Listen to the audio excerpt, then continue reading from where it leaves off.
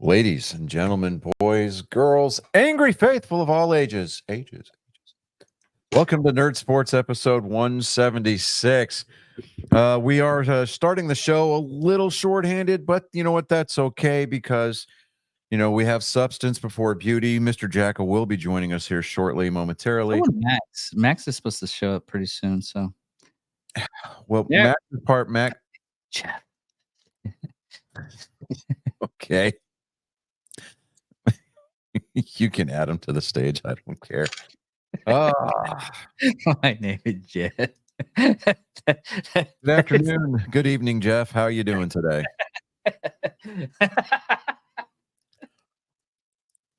My name is Jeff. Yeah. Watch his mic. You're not quite pulling off the whole Channing Tatum and 22 Jump Street, but I appreciate the effort you're putting down. Are you? But like I was saying, episode 176. Welcome. David and I had an adventurous weekend. David came down, visited the homestead down here in Brazoria County over the weekend. Sent him home with some smoked brisket, and he managed to eat his entire dinner's worth of brisket on the trip home. Yeah. So, just kind of makes me feel good. I was hungry.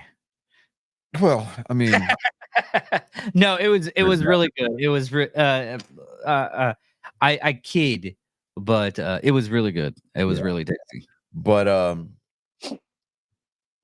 yeah, so the month of August was an incredibly busy month for me. Wait a minute, Johnny. Yeah. Are we forgetting the main thing? Reason why people actually watch the beginning part of the show? Well, I think you're forgetting, sir. You're forgetting. You know what? I apologize because I just got done jumping on you for jumping the shark, and what do? You jump the shark. Yes. So yes. We are going to come back on track, and we are going to take the Polar Express to what is traditionally known as the first segment of the week. David with his weird sport. The sport we're going to be talking about today is called handball, but it's not handball as you think. It is like soccer, and basketball combined. Basically, they throw the ball around, throw it into the goal. Jesus, he did the splits to stop that ball. But it's like soccer rules, but basketball rules combined with we don't do free advertisements. Hold on, sir. Hold on. We'll get this fixed up. We don't do free. I honestly think that I could get into that as a younger man with more. Right. Do what? He said we don't negotiate with terrorists. Oh, yes. But yeah, okay. If looking at this right here, we have 3 plan, and I can't get, but it looks like half. It's a combination of basketball and soccer, or Europeans like to say football. Football, yeah. Football. I can dig it. Yeah. And there's Mr. Jacka. The Jacka. And I Jacka. Jacka.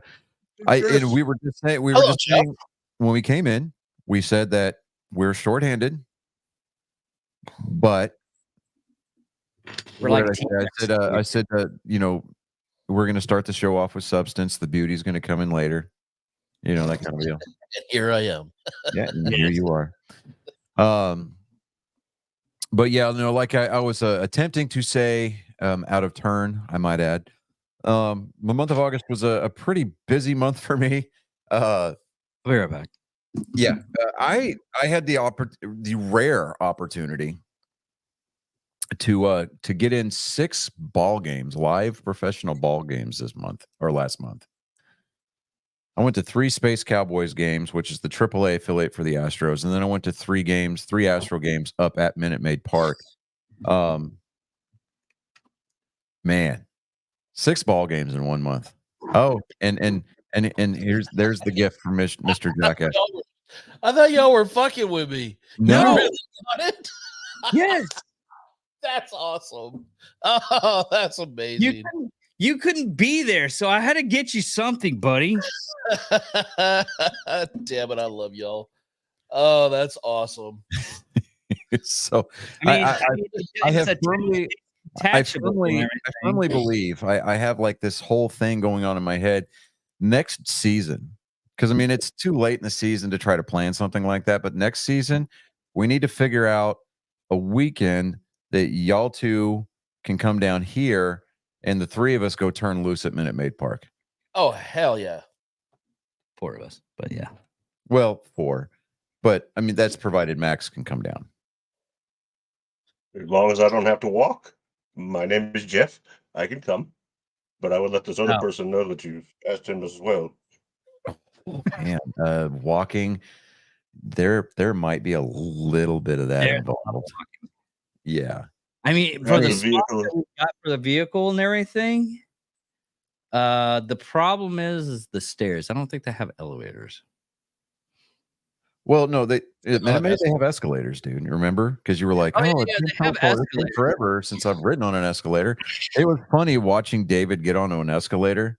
Yeah, because it's like I was like, if you get on a bike, you just you'll get into it. No, it's the I same halfway thing. That expected to fails see completely. him put a foot on the step, and then his legs, slowly spread out further and further until his trailing foot was drug onto the escalator, kind of a thing, while he's holding onto the railing. That's what I had in my mind.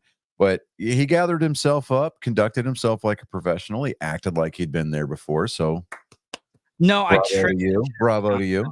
Listen, That was the problem. I tripped. yeah, but you didn't roll all the way back down to the bottom. You didn't get caught in the stairs. Mhm. No emergency services had to be called. I call that a win. Yeah. Yeah. But we went to a Friday night game. We saw fireworks. Yeah, there was they did a live fireworks show after the game on Friday. We Nice. saw Simone And Biles. this was Friday night's game was exceptionally good because we saw a no-hitter being taken into the 8th inning. Oh, And I'm like, man, we don't talk about this. I looked at, I was talking to the guy sitting next to us. I was like, we're not going to talk about what's going on, right? And he goes, no, we're not. I said, okay. And I'm trying to explain to David the juju's I was looking involved. at the cash jackpot that he had me go in for the I didn't the make you do ballpark lottery. We're almost 8 minutes in. I didn't make you do shit, sir. No, he was trying to explain this. And I he's was like, explaining the 50-50 raffle, and he's like, you know what? How much? And I was like, oh, well, there that is. And what's he do? He pulls out his card, But had he won the 50-50 raffle, he would have taken home like 10 grand. no, it was like 31. Oh, so you would have taken home just under 16, but still. Yeah. But the seats that we got the $7 ticket seats, right? Because I mean they were running a ticket sale, $7 for the nosebleeds, and the nosebleed section that I picked was pretty close to home, behind home plate. So I mean, we had a pretty good view of the entire park, right? What was funny about it is like 'cause I paid for the tickets because I gave it to Mindy. Technically, it was half and half because I was like, I gave her the $15. She's like, don't worry about the extra dollar. Just don't spend it on like bubble gum or something. And Johnny goes, it's gonna be like 21 or something dollars. So she's actually still out of pocket. Yeah. I was like, yeah. I mean, it still came out of our account, so I mean, all in a wash, whatever, right? 6.5, 1 dozen. Yeah. But now I'm going to ask for some grace here. I had told my wife and my sister-in-law that if I were to ever purchase and wear an Astros jersey, it would have to be an Alex Bregman, right? And we have discussed in the past about how the Space City uniforms are just atrocious to look at. It's funny how when things go on sale, that it kind of changes your viewpoint on things. Oh yeah. So they were running like a clearance sale on all their City Connect gear over the when the Royals were in town. So what is normally a $45 to $50 fitted hat. We got for $10, Yeah. right? The fitted, the on-field caps, right? $10. I'm like, Nice. okay, I'm not gonna argue with that. But then here's the thing: the $180 replica jerseys, they were selling for $50 a piece. Mm. Yeah. So I'm like, you know what? It's Alex Bregman. I can get a Breggy jersey. Not a big deal. So Worth it. yeah.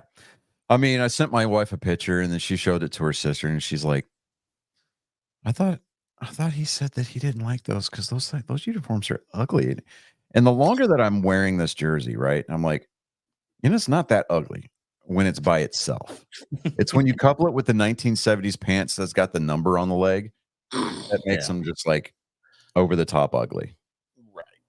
It looks cool, honestly. In my opinion, it looks really cool. Now, I mean, just even like the inside of the hat, it says Houston, the Eagle has landed. There's a tab at the Yeah. bottom of the jersey that's it's got the same thing. So it's got some cool stuff in there, and the Texas flag patch on the left arm's got all the Houston area codes on there. I'm like, mine okay, doesn't say the Eagles landed. It's just 59.50. it should. The orange tab. Oh wow, you did. Oh no, you did not get that. Okay, see, because mine says it right there. Yeah. Which It's is the the only same reason hat. why I initially got the hat, because I was like, okay, that's cool for me, right? Because that's kind of cool. I mean, to my knowledge, it's really the only City Connect anything that was offered by the MLB teams that had anything specifically to do with the city, other than some kind of like color scheme, right? So I'm like, all right, that's cool. But yeah, it was an amazingly blessed month of baseball for me. So that's all I'm going to say. And he did get a chuckle when I was trying to go into the ballpark because I bring my fanny pack. Yeah, Chris, you know how he has that fanny pack? Oh, I Yeah. got a new one. Well acquainted with fanny pack. He damn near got strip searched going into the ballpark because of it. And there's two black ladies that are standing there, right, part of the security team, and they're looking at him, and they got that look on their face, like, and I get their attention. And I look, they look over at me, and I'm like, ladies, that is in fact a white man thing. And if you ever see me come into this ballpark with one of those on, ban me for life right there. Listen, I'm white, but I don't think I'm that white. Well, I got a new it's a new style of holster. It's very comfortable for me. And I have extra magazines for it. For what it's worth, David, if Still. anything else, you have adopted that and have kind of made it your own. It's like a little trademark David Dickerman thing. Apparently it's a Dickerman thing because my dad bought one. That's the reason why he bought two.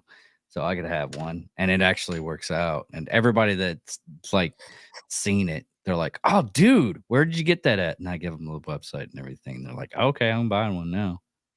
It's just Johnny being stuck up and Chris being stuck up. I guess it's an army thing because they don't do fanny packs.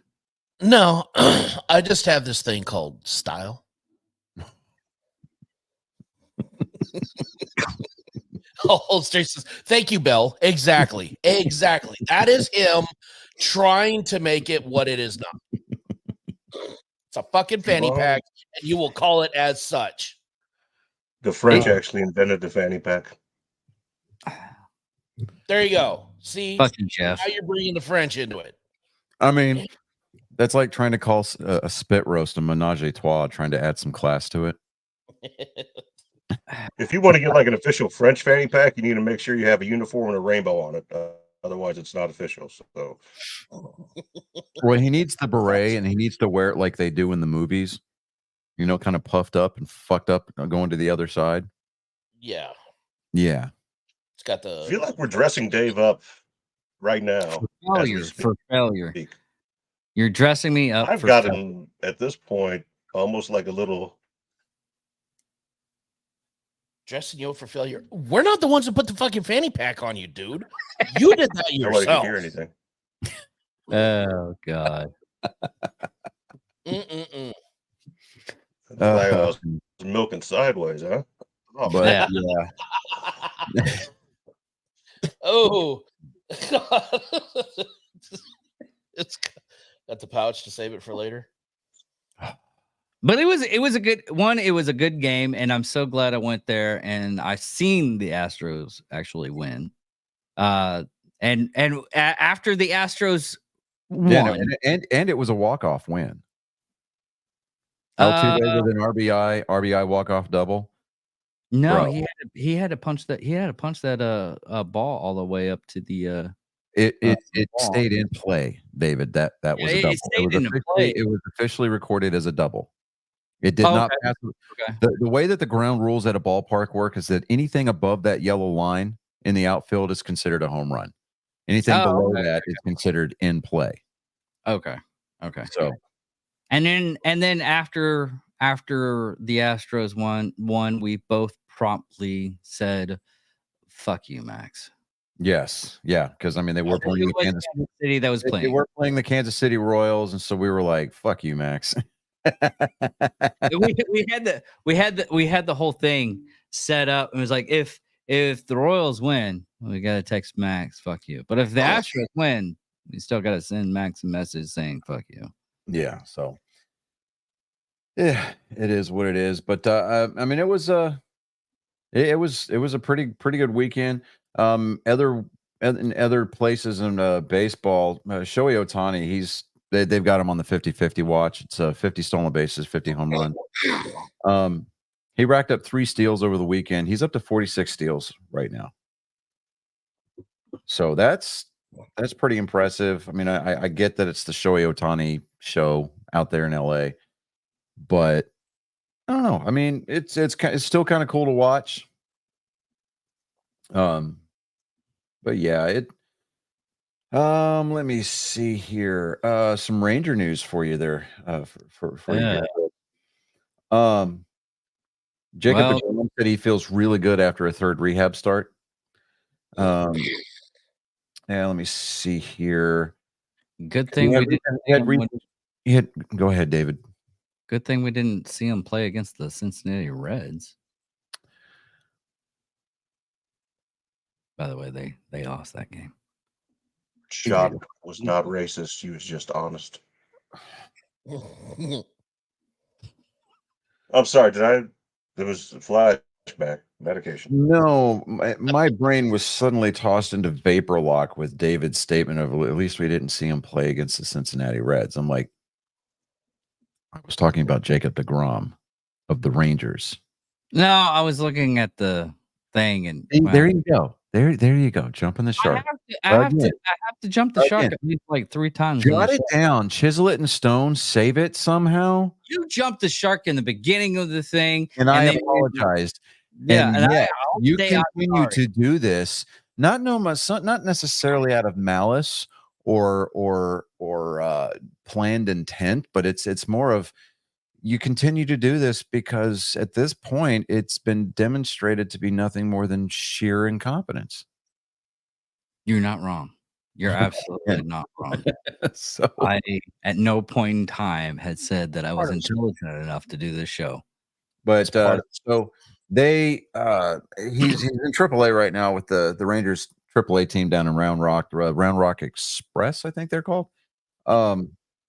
And it was for the series. It was a series finale against Oklahoma City. Their AAA team. Oklahoma City is a AAA affiliate for the Los Angeles Dodgers. Let me see here. You tossed 2 2/3 scoreless innings. He allowed 1 hit, 1 walk, striking out 5. The plan was for him to throw about 45 pitches or 3 innings. He ultimately threw 43 and 2 2/3. So he threw 18 fastballs, 18 sliders, mixed in a few changeups. His fastball velocity was down just a tick, but it averaged 97.8 and it peaked at 99.7. He said, quote, "I've seen glimpses of my old self. I've gone so long without pitching competitively. I think sometimes with the slider, I try to do too much with it and yank it. Yesterday, I was trying to make adjustments in the game. I ended up throwing 5 in a row at one point because I was like, I'm going to keep doing this until I throw it how I want it. So if he can get back and make a start at the big league level before the end of the season, I think that that's going to do him a lot of good going into the off season. Because I mean, at this point, the Rangers are not. They're not even remotely close to sniffing the playoffs, let alone a wild card, because they're still under 500 right now. They're at 65 and 72. Yeah, but you also got to look at what's been happening with the Astros. They weren't even thought of to being in the playoffs this year either, and then they stepped up their game for a little bit. Well, August baseball. the Astros were never counted out. The Astros were never counted out of the playoffs to begin with. It was widely believed at the beginning of the season that with Texas coming off of their first World Series title, that the Astros' reign of being division winners was coming to an end. And that this Texas squad had a good core around it, and they just had to keep. Didn't they lose a lot of key players though? But it's the core, like Corey Seager, Adolis Garcia, Young. I mean, or Young really. Rather, I mean, some of them, like the younger players with a couple of the high profile contract, long-term contract veterans that they've had, since last year. That's what they were referring to is kind of building around that core. And with Texas, I think they really dropped the ball on a lot of their free agent signings and mishaps over during the offseason last year, specifically Colin Montgomery. Okay. I mean, now Montgomery's his former agent Scott Boras had a lot to do with that, demanding $300 million. And we've gone over that ad nauseum in previous episodes. Kind of just a refresher. It's one of those, you really can't make a case that you're worth $300 million off of basically what it amounts to is a month and a half sample, right?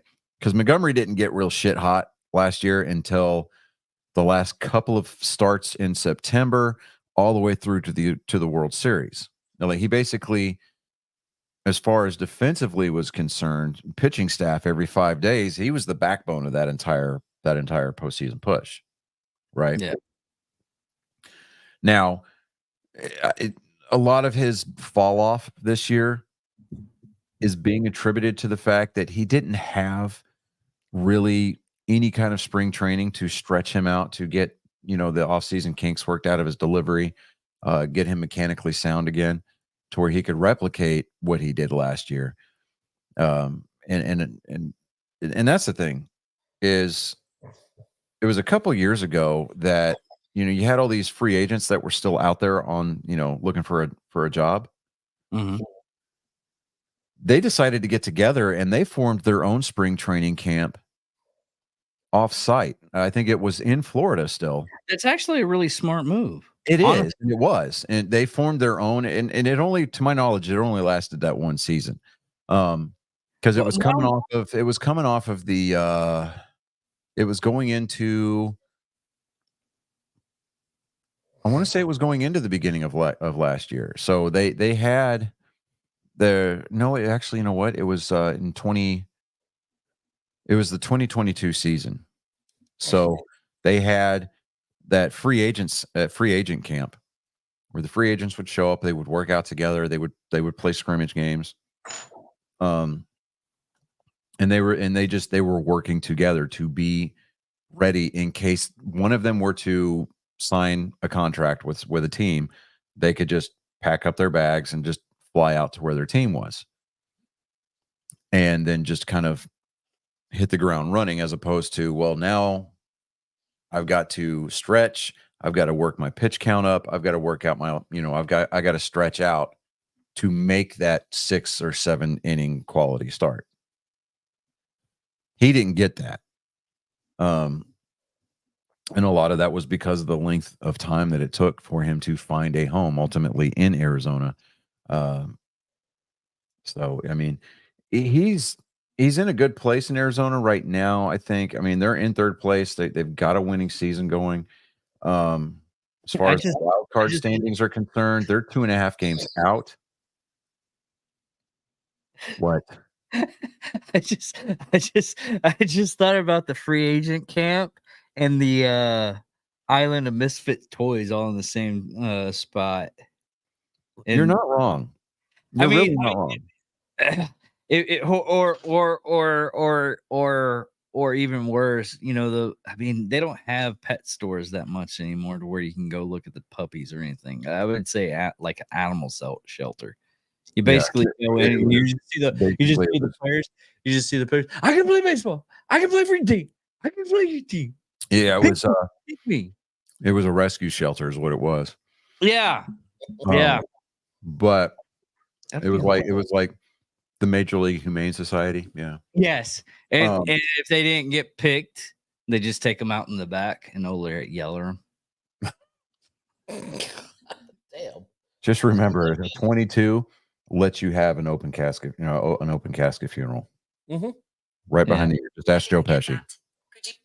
See, I'm going to take my watch off because apparently Siri feels as though she needs to interject.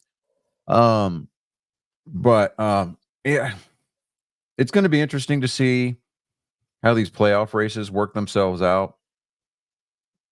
I mean, the Royals took a 4-game sweep in Houston, but Boston didn't help their case any.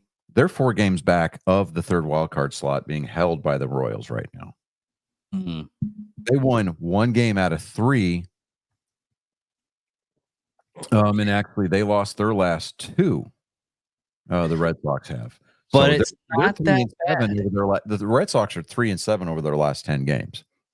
It's still not that bad. It's not that bad. To be completely honest, it should have been better. Okay. It's a lot worse for the White Sox. Well, the White Sox, the White Sox were eliminated last month. They were the earliest team in Major League Baseball history to be eliminated from the playoffs. Yeah, but how many people went to their game this weekend? Oh, yeah. Over the weekend, you guys missed it. They had an announced attendance of 17 people. Damn. Tickets are going for $1. Yes. And they still can't get people to go. I looked at David and I was like, "You want to go to Chicago for a ball game?" And he was Dude, like, I would absolutely listen. I would absolutely for $1 to go watch that train wreck. Hell yeah! And where's the stadium at? It's in the south side of Chicago. Oh, really? There's no problems for the south side of Hence Chicago. the team named the Chicago White Sox. Listen, not only do you get to go and see this absolute train wreck, but you also have the possibility of getting your first stateside kill. That's a win-win in my situation. You know, are absolutely right. Oh, yeah. I see that as an absolute win. When they got 17 people coming through the turnstiles, they don't even bother to pull the damn metal detectors out. Right. You know, like why? I mean, thank goodness that Angel Hernandez retired from umpiring, because if he ended up at one of those games and he called a bad ball or bad strike, imagine somebody from the grandstands, they're going to get a long distance Glock shot on him, and it's going to be hilarious. You're going to see him lean back to call that third strike, and then his head's going to go back and to the left like JFK. Back to the left. Yeah. Back to the left. And then Seinfeld's going to have to come out of retirement and make an episode just for that. That is one magic loogie. Yeah. The magic loogie. That's right.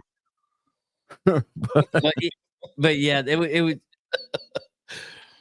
No, what was funny about it is Johnny was like, they only had like 17 people. And then I looked it up. It's like, I thought it would have been like really bad for like tickets, because it wasn't Jacksonville Jaguars. It was the North Carolina Panthers, I think. where they were selling tickets for like Yeah, the 30 Carolina Panthers. Yeah, they were selling tickets for ridiculously cheap. like 43 cents or something. Yeah, 43 cents for an NFL ticket. Yeah. I'm like, man. And the seats weren't even like bad seats. They were really good seats. Yeah. But I don't know. And it was funny because like David's sitting there telling me, he's like, I've never been to a Major League Baseball game before. I was like, oh my God. I felt like I needed to take some candles and set the mood because I was popping his baseball cherry this weekend. And He was gentle. I was very gentleish. Yeah. He did the whole hawk tit. That's not your job. Yeah, that's kind of your role there, bud. Oh. Who Well, drove? Let's put it that way. Who drove? Oh yeah, it was. Yeah, see, you're absolutely Hawktua at that point. No, okay, totally. Yeah. But he was a gentle giant when he spooned. This is But, romantic. I love this. But yeah, no, it was a good weekend overall. Definitely want to plan, an angry me weekend down here in the Houston area. That to me, that would be pretty awesome. You guys have any specials or sales going on right now on 762 by 39? As we don't have anything in the Midwest right now. I'll send you a link. Yeah, David will get you with the hookup guy. Sad days. So moving on to football, and I'm going to address this first so that way David doesn't fall out of his damn seat. San Francisco 49ers placed rookie wide receiver Ricky Pearsall on the reserve non-football injury list on Monday, one day after he was released from the hospital. He suffered a gunshot wound to the chest during an attempted robbery at Union Square in San Francisco on Saturday and was hospitalized before being released on Sunday.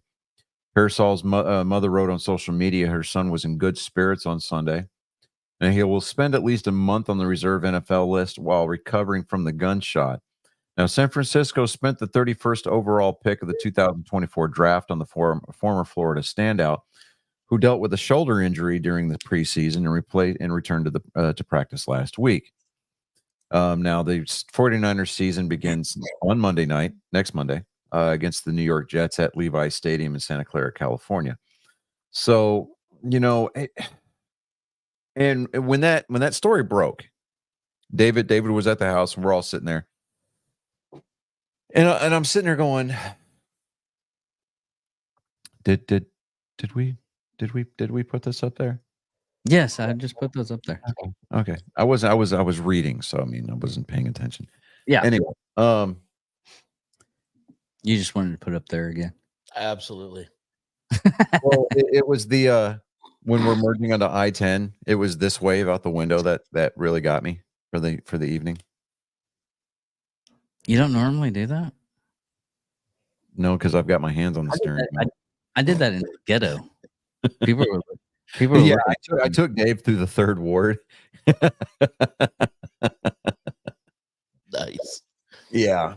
Dude, still that pat down at that bar was freaking hilarious. Yeah, I mean, we pulled up to a stoplight, and there was a couple coming up to a bar. The girl shows her ticket, bouncer lets her through, and then security guys, hold up, my guy, put your hands up, and patted him down. And then made him stop, turn back around, and explain something to him to let him go in there with his woman. Wow. I'm like, damn, dude. Okay, all right. But to young David? No, it was a I didn't go. No, we already had troubles with the ballpark. This is actually a bar. Yeah, it was a bar outside. I mean, in the third ward, which is probably like, I don't know, a mile from the ballpark. Yeah. Okay. We had to take that one because we had too much traffic going up. Yeah, I mean, traffic on 45 was ridiculous. Well, it was 288. Yeah, it was traffic on 288 and 45. It was just ridiculous going into the game. I didn't have a problem getting out of Houston. Yeah, I have quick, figured out the fastest way to get back to my place from the ballpark, and that is hop up onto I-10 like you're going to San Antonio, and then just jump down onto 45 South like you're going to Galveston, and it's just take the 288 exit and boom. It took us, I think it took us maybe like an hour, about an hour and 10 minutes to get home from the ballpark on Friday. Yeah. That's not too bad. And real quick, I don't mean to interrupt off topic. I've got to go to Houston this month or next month because that is the closest Russian embassy. And my old man's infiltrating current wife needs to go down there in order to get her reparations from the former Soviet Union. So I will be down in the Houston area very soon. Well, just holler at me, man, because like literally, I'm an hour south of Houston. I think it's close to the Woodlands area, if I'm not mistaken. I don't remember. Okay, so Woodlands. All right, so the Woodlands is like an hour and a half from here, because that's North Houston. So yeah, it's just on 45. You could take 45 south, all the way to 288. 288 will run you into Brazoria County, right to where I live. What kind of reparations? We're missing that question.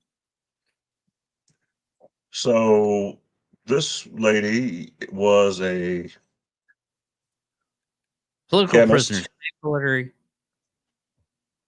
guest of the and she state. still owed money. Yeah, guest of the state type of thing, you could say. And the only place that she is able to go and collect her pension from Russia / former Soviet Union is to drive down to Houston every year or every other year with my old man. And these two guys, they're old now. They don't get they're batshit crazy. So they asked me, the crippled guy, to go ahead and take them down there. I'm like, fuck yeah, I'll go. Shit, there's some partners down in Texas I'd love to meet. So yeah, it's a great opportunity. You're heading down this way. If anything else, man, we could figure out halfway, which I think is for as far as like proximity for you and me would be Pearland. There's a pretty good Mexican restaurant called Jimmy Changas there in Pearland. When did you say you were doing this? I'm going to find out hopefully by the end of this week. With the holiday, it's hard to say, but next week for sure. So yeah, I'll be going down and I'll be there for a week because I don't want to do anything fast because they're old. Yeah, I mean, as long as it's like a Thursday or a Friday, hell yeah, dude, I'm down. Because Monday through Wednesday, I've got school. I mean, obviously Monday nights we're doing this, but Tuesday and Wednesday I've got classes in the evening, so my evenings are tied up. Yeah, Thursday and Friday though. Yeah, I might be able to swing if I can swing a day off. I might head over there too and just crash at your place, Johnny, if that's all right. And then that way commute out. I don't want to make any promises, but I'm gonna do my damnedest to see if we can do that. Because let's do the logistics off camera, and we'll see what we could make happen. Because hell yeah, dude. But we could all go to the Russian embassy together. Oh yeah. No, because Chris and I are probably on a watch list somewhere. I'm definitely on a watch list. Yeah, David, the three of us are probably on a Russian watch list somewhere. FSB would probably come out of the woodworks and like snatch us up, and we'd end up on some black site in the middle of the Caribbean or something. It'd be no bueno. We come to and there's like a plethora of 1950s era cars driving up and down the road. Like, we're in fucking Cuba, aren't we? They got some sweet rides though. They're like brand new. They take care of the shit here. Not like Venezuela. Like numbers, Mason. What do they mean? I'm gonna go ahead and save you guys some trouble here. Just go ahead and send me 90 miles back to the north. We'll figure it out from there. Okay. Fantastic. Just drop me off in the middle of Little Havana up there in Miami. I'll let them know that some dissidents dropped me off. I'll get back home safely. Just don't worry about that. Like 164th Cuban. Or I'll just see if they've got like a Hind D that we can borrow. They can just drop me off right here in my front yard. Oh, right. All good. Like, I'm going to need you guys to fly really low the closer we get to the coastline, though, because I don't really want to get shot down in a Hind D. That wouldn't be that's hard to explain. That might be kind of a weird.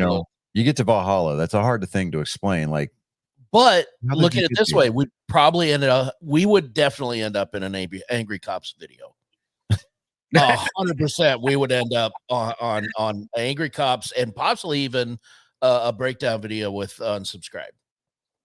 No, it Or would be. if it was an F-22 that did the intercept, we would make the habitual line crossing videos. Yes, even better. If we were the ones that got the kid his intercept, hell yeah, it'd be worth it. Absolutely dead.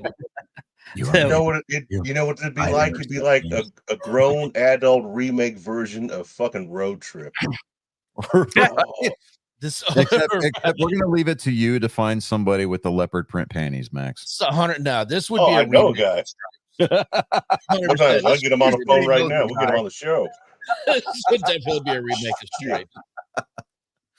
Of course, David would be the one going, "Did I say 2 fingers? Better make it 3."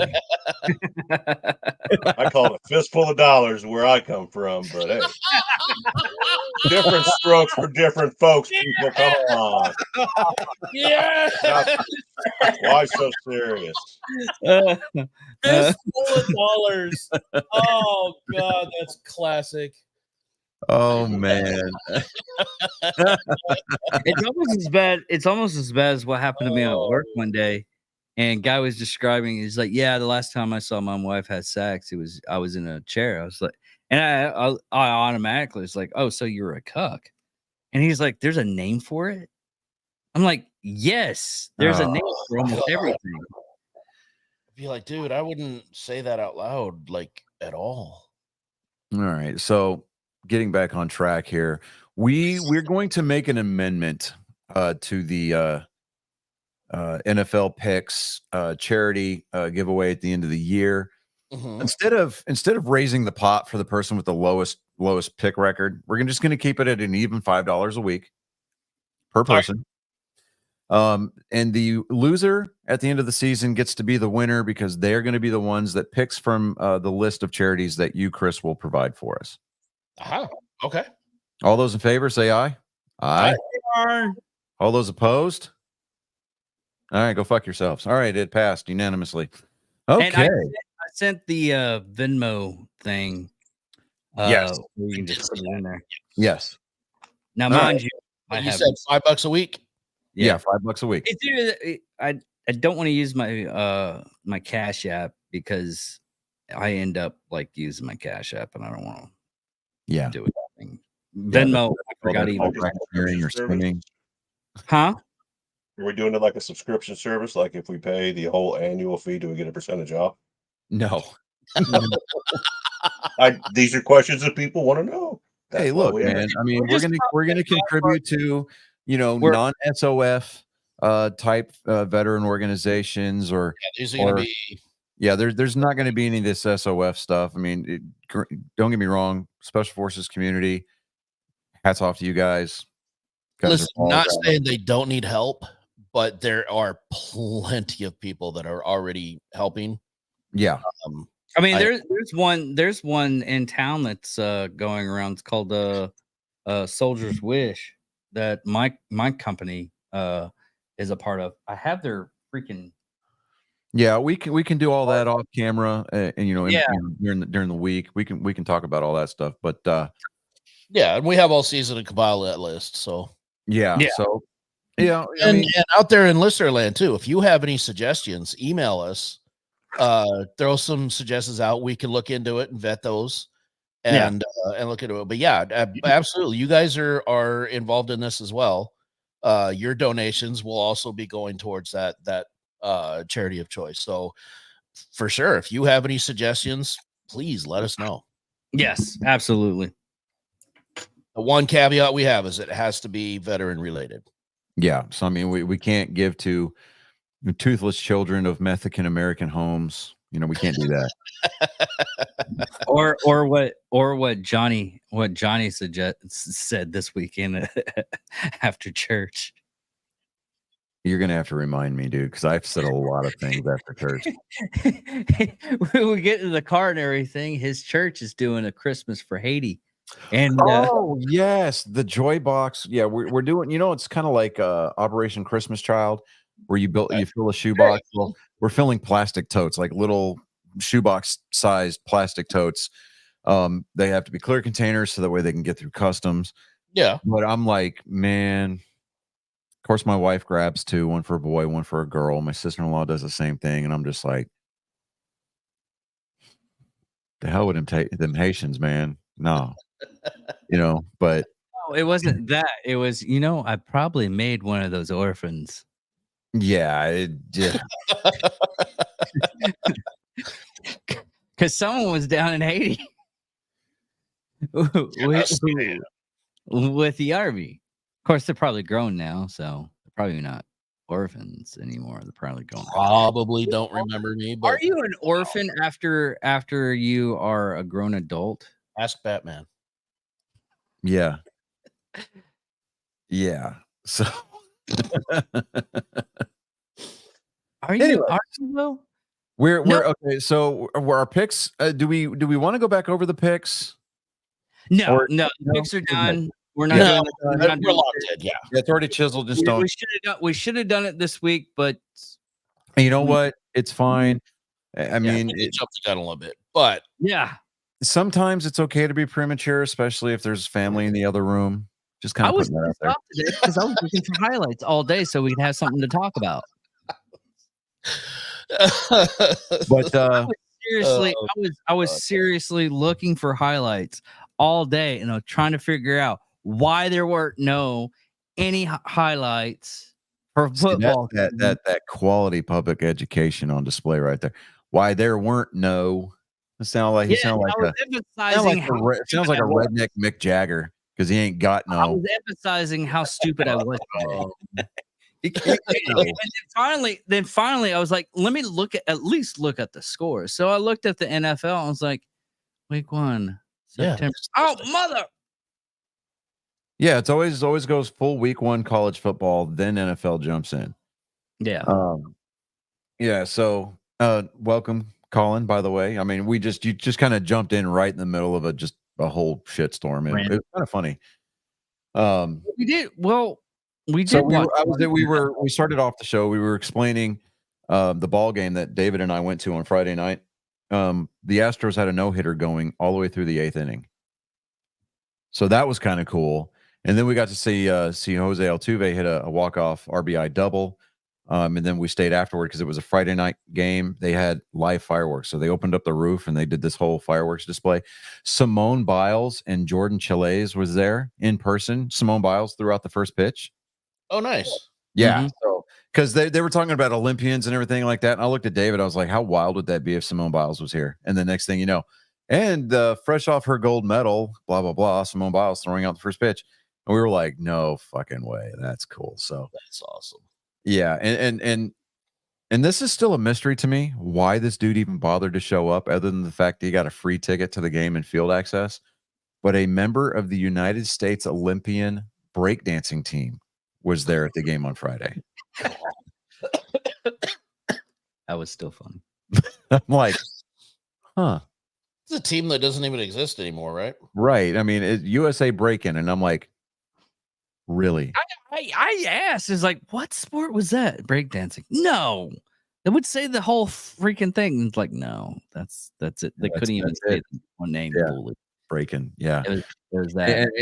And I had told David, I was like, I think it was last week. I told him, I said, NBC has completely scrubbed all of their platforms of any footage of Australia's Ray Gun doing her. No, they did the whole footage of the breakdancing. Yeah, but it's already out there. Like Breakdancing, that was an epileptic seizure. It's there. Yeah, I mean, you can do as much as you want to try to scrub that, but there's so many videos on X and everywhere else. They made memes and everything. It's like, I can't stop it. Certain other platforms that are less constrictive in their yeah, you go to any other platform, they'll talk shit about that shit all day. Where are you? I didn't say anything that bad. So, and Colin is smiling too. How bad is the joke? No one else is doing detective work right now. So I'm You know what? I'm gonna. This is a one-time exception, Colin. You can I tell that. know. No, Look, you, look. you can go for the joke. I'm conflicted as hell about it, but you can go for it. Okay. I've drained the Helen Keller hole. There's no more jokes. There you go. Oh wow. Chip off the old block, Johnny, huh? Yeah. Isn't that supposed to go the other way around? Doesn't matter. Actually, Chris. I think that's his way of saying that he pumped it dry. He's like, Like a Well, baseball you know, move. Just that is we had like 4 views, and as soon as we said we pumped it dry for Helen Keller jokes, it went down to 1. Yeah. We were like, fuck this. I'm not getting any Helen Keller Busy material this laughing. week. Oh, I'm good. Look, Okay. clearly I a lot of searched- people didn't like it. I searched real hard, but it was all the same jokes over and over again. Okay. Yeah. So college football started this weekend in earnest. That was a boring game we watched. I would have to Yeah, say it was not. We watched Notre Dame at A&M this weekend. Dude, that game was boring. Mm-hmm. What's sad is for Notre Dame to get that number 7 ranking. I'm like, how? You go up against a number 20 ranked team, right? Mhm.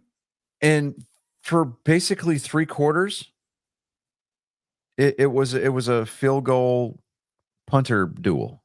Yeah. And it wasn't up until like I think the 3rd quarter when they realized. I honestly, it was literally the quarterback Reese. That was his name. Notre Dame's quarterback really kind of just took the game and put it on his shoulders. Yeah, And 'cause ran with it. he literally is like, Yeah, he was the leading rusher for Notre Dame on Saturday night. Oh, God. yeah, yes. What was really good about it? One, he succeeded, which it surprised me, and Yeah, 2, he was the best receiver. He's the quarterback. He was He's the best both. running back. He was the best rusher. Okay, he was the best rusher. Okay. Yes. We'll go with that. We'll go with because I think at one point in time, he horrible literally watching David try to plug these terms in and make them contextually make sense. well, I'm It's special. horrible. But yeah, I mean, dude, the game was just like, ugh.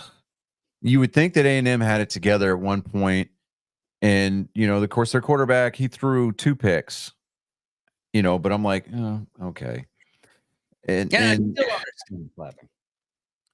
I mean, don't get me wrong, A&M's going to win their fair share of games this year, but yeah, I mean, there's a joke in Aggie. There's a joke that goes around Aggie land, and that includes the Aggie faithful, is that we do great during the regular season, but they shit the bed during a bowl game. So Yeah. No, what was really funny is the new way the call the hike, I guess, because I've never seen that. I've never. Okay, so Max, you know what we're talking about, the hard count where you see the quarterbacks clap their hands, and that's just to make the defense flinch, to try to draw them off sides. Right. And it worked a couple of times, and then Notre Dame finally settled in, and they were like, okay, we've got his rhythm. And for me, offensively, A&M did not change up their defense, their packages. They didn't change up their looks. They didn't give the defense enough looks. And the defense settled in, figured out what their play pattern was going to be, and ran their defense that way. But I don't know. I mean, the game could have been better. It was the score did not really tell the whole story. It was like 23-13. Notre Dame was the final. So, yeah. I mean, all in all, a 10-point victory for a number 7 team going into a number 20. Granted, yes, they were playing at Kyle Field, which is arguably the hardest place to win a game in college football right now because of the environment, because of the noise. Right. But they should have walked away with that game. I mean, they should have. Notre Dame on paper should have done to A&M what Florida did to Miami did to Florida. 41-17, right? Yeah, that was an ugly game. I mean, Notre Dame should have done to A&M what Texas did to Colorado State, which was a 52-0 shutout. Right. I don't know. I mean, even Arch Manning. What's his damn name? Yeah, Arch, the new Manning. Right. Anyways, Yeah. he even got a touchdown throw, so he got himself a tutty over the weekend. But I don't know. I mean, there really wasn't a whole lot of upset as I'm scanning over these scores. Of course, the first couple of the college football season, it's with the exception of a few showcase games, it's really a powder puff schedule for the top 25 teams. And okay, so there's a game that I really want to look at. I don't know who to be more embarrassed for in this particular game. Ole Miss or Furman. Okay. Furman is barely a D1 school. Barely a D1 school. Okay. Ole Miss top, I mean, they're in a very competitive SEC. I mean, up until this year, they were in a very competitive SEC division, right? But Ole Miss beat the Furman Paladins 76-0 on Saturday. Yeah, that was a very horrible game. But I mean, here's how the scoring recap. Here's how the scoring recap broke down. In the first quarter, Ole Miss scored 24 points, 28 in the second, 21 in the third, and then they backed off and let off the accelerator and only scored a field goal in the fourth quarter. Only. And I think at that point they had their third stringers in. So yeah. They had the backup to the practice squad. I mean, as far as like passing yards, you had Carson Jones, the quarterback for Furman. He was 15 for 25, 119 yards and an interception. Jackson Dart, the quarterback for Ole Miss, 22 of 27, 418 yards, 5 touchdowns. Oh, wow. Rushing yards, you had Mayon Hicks for Furman. He had 6 carries for 23 yards. Matt Jones for Ole Miss, 3 carries, 68 yards, 2 touchdowns. I mean, when you're averaging 20 to 22 yards, like 20, maybe like 23 yards a carry. I'm like, damn. Receiving yards, Joshua Harris for playing Furman. against terrible defense. You know what I mean? Yeah, he had 3 receptions for 59 yards. Then you had Trey Harris, the leading receiver for Ole Miss. He had 8 receptions, 179 yards for 2 touchdowns. Yeah. So total yards for Furman, you had 172 passing yards, 140 or 120 or 172 total yards. 146 of that was passing, 26 rushing yards. They averaged 2.7 yards per play. Total offense for Ole Miss was 772. They passed for 529 yards. They rushed for 243, and they averaged a 9.4 average per play. Look at the Miami versus Florida game that we watched like half of. Yeah. And said, oh God. Yeah. We went over We that a little bit. half that game after we got back from the range, and it would Miami whooped their butts. Mm-hmm. Here's how bad of a season Florida State's going to have. Right now, their game is live. They're playing Boston College at home. And they're trailing 14-6 with 14:34 left in the third quarter. Florida State's still technically ranked number 10 in the nation, even though they lost to unranked Georgia Tech during week 0. So yeah, it's just ridiculous. That's the reason why I tried to. I in the beginning of this football season, I was like, why don't we look up SEC for just as one of the college team sections and everything. Why don't we just look at then I look at these scores and how they're doing their rankings and everything. I'm like, oh, that's why we don't do it. Yeah, that's why we don't do that. But I mean, I like watching the games, some of the games. The most famous game that we always, two of the famous games we talk about throughout the whole college football season. We'll talk about the Air Force Army game. We don't really talk about the Air Force Navy game. right. But in the Army Navy game, that's the only college balls that I said it and I didn't stop myself. No, you didn't. So I'm gonna throw you a little bit of a lifesaver here. We're gonna Football. back out of football. And before we jump into NASCAR, we're going to have joke time with Colin. Rising from the smoke and haze of desolation comes a Spartan. He is bent on wronging that which has been set right. It's the greatest genetic code ever to exist. Now, for your ears and eyes to feast upon. Ladies and gentlemen, angry faithful of all ages, it's time for Joke Time with Colin. I played the wrong intro. I'm sorry. It works.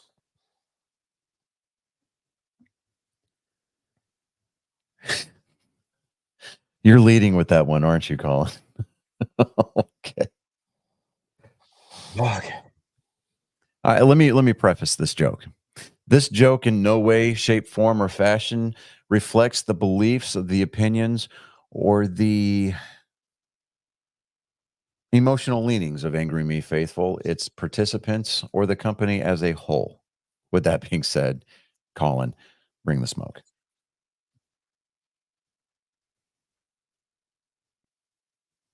What has 15 arms, 7 legs, 3 feet? The finish line of the Boston Marathon. Oh, damn. Oh, Now, wow. he sent this to me, and I was like, as Boston fans, I am very conflicted about this joke. Right?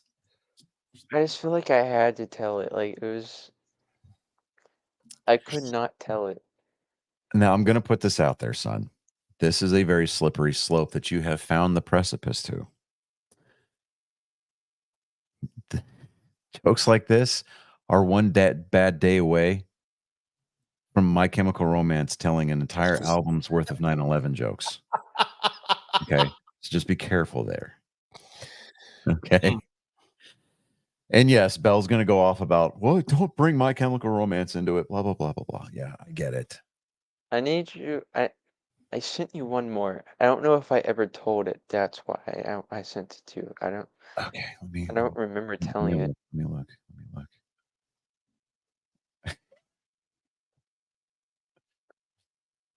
No, Did I ever tell that one? no, go for it.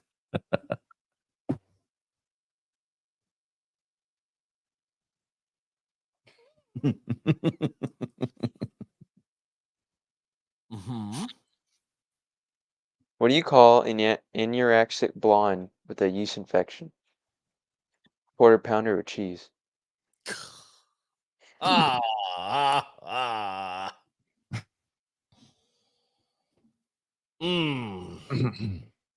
This last one is my favorite. So well, hold on just a second. So if she's European and blonde, does that make her a Royale with cheese? Yeah. Because it's the metric system. Yeah. I'm sorry. Go ahead. Oh, This joke's too funny.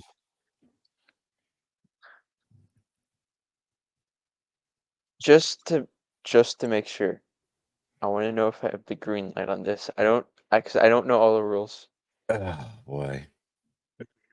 Use blind people, the deaf. Go for it. Go for it. Absolutely. Send the smoke, dude. What do you call getting gonorrhea from a handicapped person? Slow clap.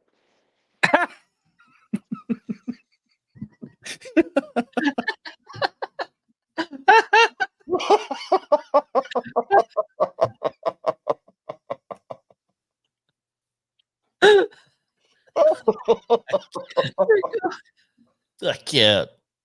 Hmm. Oh god. Oh. Oh my god.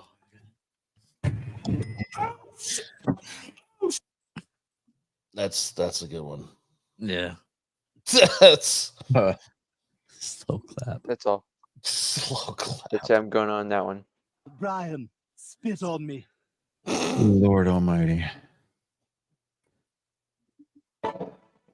Slipping out through the fog of war, this Spartan continues the fight. Your souls have become collateral damage in the battle against the flood of moral supremacy.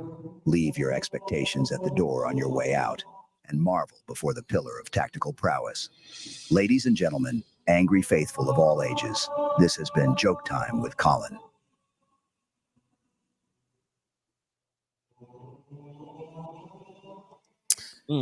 Yeah. There was something else. Bell. There was something else. Syphilis. He should be. He Yes. he came proper this week. Yes, he did. Wow. Okay, so NASCAR news. We have reached the end of the regular season. They had the Cookout 5 or the Southern 500, the Cookout Southern 500 at Darlington. Chase Briscoe sent a Hail Mary. He didn't ride the wall like Chastain. yeah, Ross Chastain. I forget about Watermelon Boy's name, so my Chase Briscoe. He raced his way in. I mean, he made a power move. He dove for the bottom, took the line away from Kyle Larson. Just basically had a better restart, and ended up just kind of pulling away. So he won. He wrapped up the final. I mean, he snagged the final playoff spot. Something that makes me just incredibly happy is by virtue of Chase Briscoe winning to get in, Bubba Wallace fell 5 places and has found himself on the outside of the playoffs looking in. You He love is not eligible to race for the Cup this year. So let me tell you, for the top 16 drivers in order as they stand going into next week's race at Atlanta Motor Speedway for the Quaker State 400. It is Kyle Larson leading at point. He has got an 8-point advantage over second place Christopher Bell. Tyler Reddick is in third. William Byron in fourth. Ryan Blaney in fifth. Funny thing about William Byron and Ryan Blaney, they're brother-in-laws. Really? Yeah. William Byron is married to Ryan Blaney's sister. So there's that. Fair going on. Everybody's favorite crybaby, Danny Hamlin, he's in 6th place. Chase Elliott is in 7th. Brad Keselowski.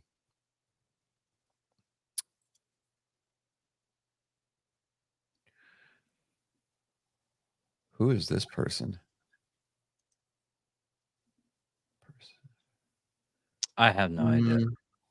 Just keep on going. Person. Yeah, we're not going to get baited into reading that crap. Okay. Yeah. So, because there's a thing, like especially on TikToks, when you do lives, people will type things in the comments, and it on the surface it doesn't look bad, but when you say it out loud, it sounds like you're saying something else. Here's the thing though. More comments we get, more views we get. Yeah, hey. We get, so let them go. You think you're being slick. You think you're being slick, guy, but hey, engagement's the name of the game. Keep trying to get us to say it. Yeah.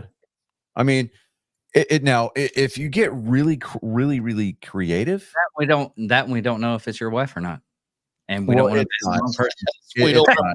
It's not her. Not her. at all. One, because my wife knows how to type and speak in proper English. So there's that. Anyways, she doesn't sound like a uneducated Arkansian. I wonder what that is, though. Just my curiosity, because it looks like. Don't say it. Don't do it, David. Don't do it. Okay. Don't do What it. they want.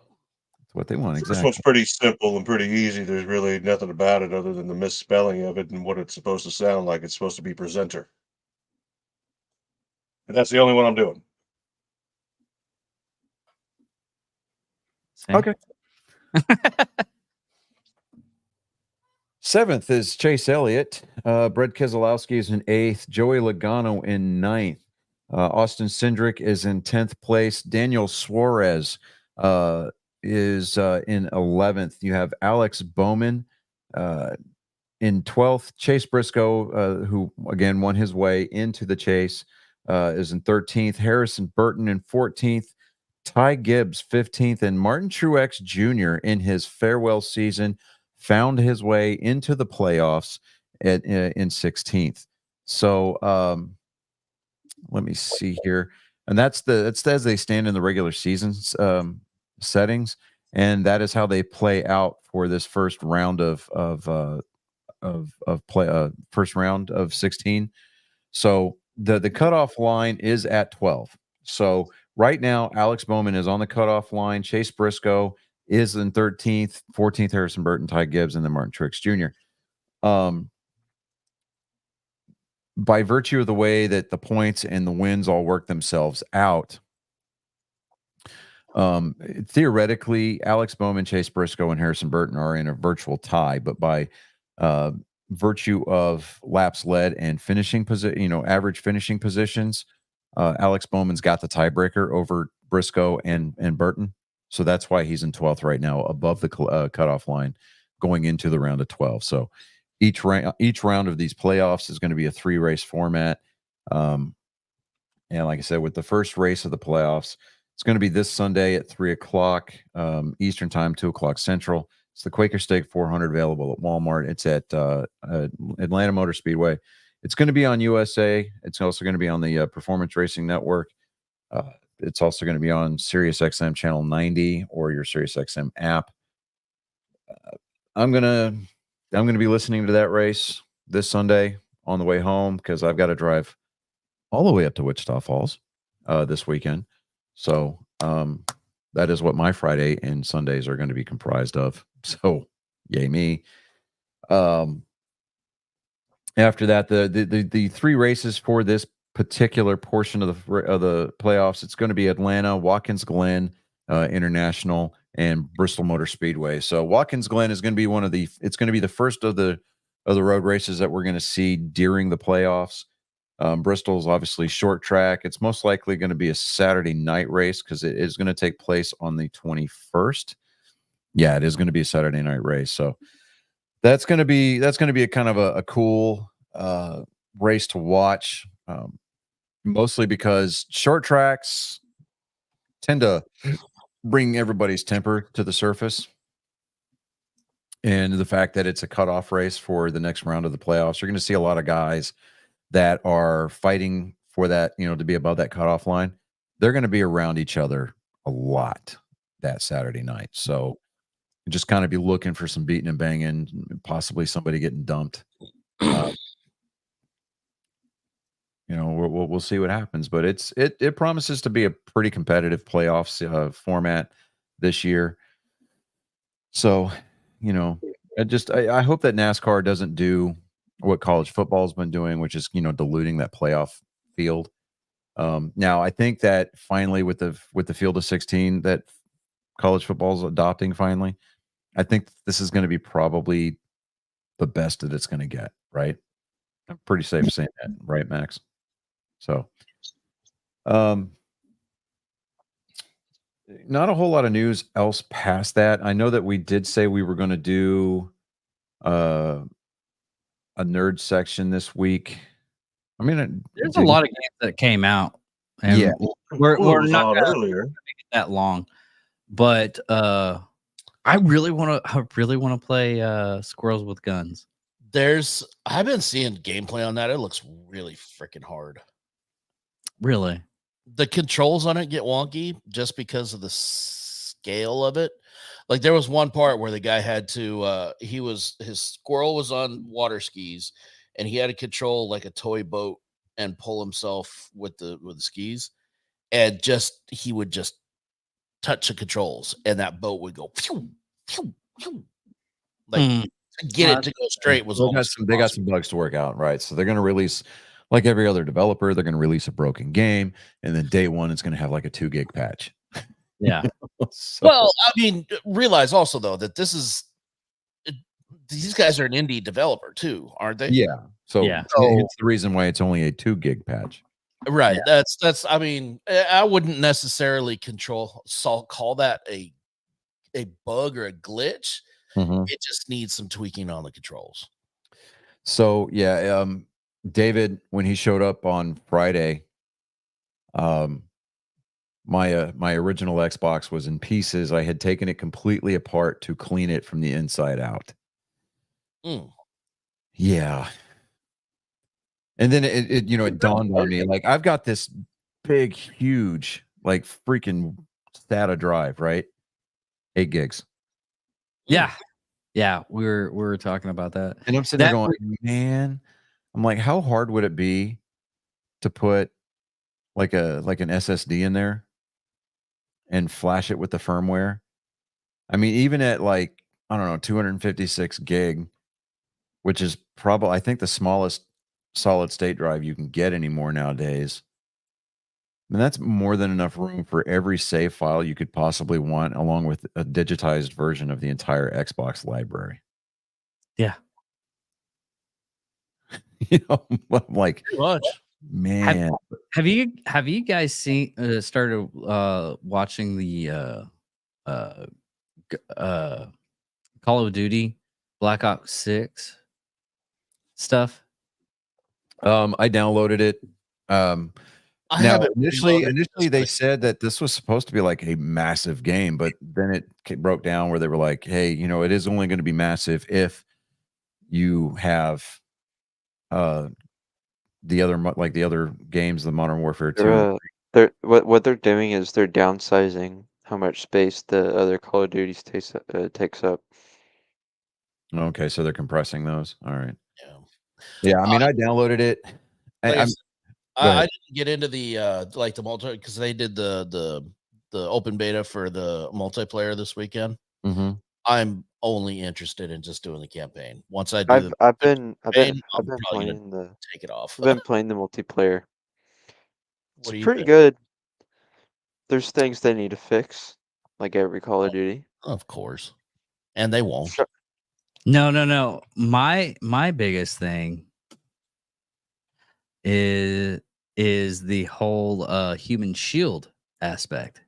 And It's you so can fun. mic up with the other person. It's so much fun. And they are already having videos of people that are miking up and grabbing a guy and using his human shield and like, you smell good. There's this one map with showers, and I keep seeing videos of guys grabbing the other guy and taking him to the showers and like, it's where it gets fun. You stink so good. So here, don't you dare assume who she's going to pick for her papa. Is it going to be me or Van Milder here? Oh, I can do that to mildly punch the fourth wall. The proposal.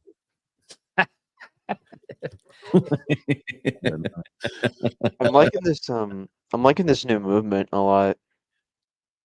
What movement? It adds so much, like, one of my favorite things about this new movement is every time you walk up to a corner, your character leans. Oh, that's not good. Well, What do you mean? What do you mean that's not good? Hey, no. You're absolutely right. Okay. in the game, how it used to play, yeah, you could stare at a wall and still be able to see down the hallway. But now, if you character leans, it's more realistic. I get that. And it's like you have to be like almost like right up against the wall. So it's not like Yeah. it's like every single. I used to love those videos. Guys would remember when PUBG was like huge, right? Yeah. And you see these guys that are doing like live action spoof videos of PUBG. Yeah, and, yeah, yeah. like, dude, like he was, you know, 'cause the whole game's from third People person, love right? Dirt League. Yes, yes, The yeah. whole game's in third person view, right? So like he's got a buddy and they're up behind this car, and he's like, "Where's he at?" And he's like, "I don't know. Hold on a minute." And then you see him kind of like pivoting here and there. He's like, what are you doing? I can see him. He's over there. He's like, Right. He's like, look at this way, but he's yeah. He's He's like, behind you. Like, how are you seeing that? There's, No, the best ones there's- are like the Red Dead logic or the Skyrim logic, where it's like, oh, we need to, my horse is back in the stable, and he's like, just pull him out of your pocket. He's like, what pocket? Is your horse pocket? He's like, am I There's supposed to just pull him out? whistle. 1,500-pound be like animal. is Link just and in my whistle. pocket? have you ever Oh my god, have what you are ever you seen not those- getting about this? have you ever seen those PUBG videos where the guys are getting like shot at, and they like look at their map and are like, he's right there, so I gotta shoot this high, and like they hit him like straight in the head, and it's the most ridiculous thing ever. You know, one of those I guys will was in never Avatar. be good enough at a video game to be able to do that. It will never happen. You know, one of the guys in those videos was in Avatar, right? Yeah. Rowan. yeah. Yeah. Well, here's my thing. Okay. Like with the Zelda games, you whistle for your horse, right? It doesn't matter where you're at. As long as you're outside, you could be in the shittiest place. Hold on. And you could be in the shittiest place possible. Whistle for your horse and the horse shows up, right? Knowing that you left your horse in a very safe area, but it didn't take that horse any time at all to get to where you're at. I want to know what that horse knows. That's a lie. In Breath of the Wild, number one, you can't ride your horse in the desert. You have to be close enough to it, unless it has the ancient armor. And your horse can die in Breath of the Wild. Okay. Most Zelda games. And when it comes to Ocarina of You know Time, what? you have to learn. You have to learn the. Just let this be fun for me. What's the stupid horse's name in Ocarina of Time? You have to learn the What song you've for just that. said is one of the most insanely idiotic things I have ever heard. Hmm. At no point in your rambling, incoherent response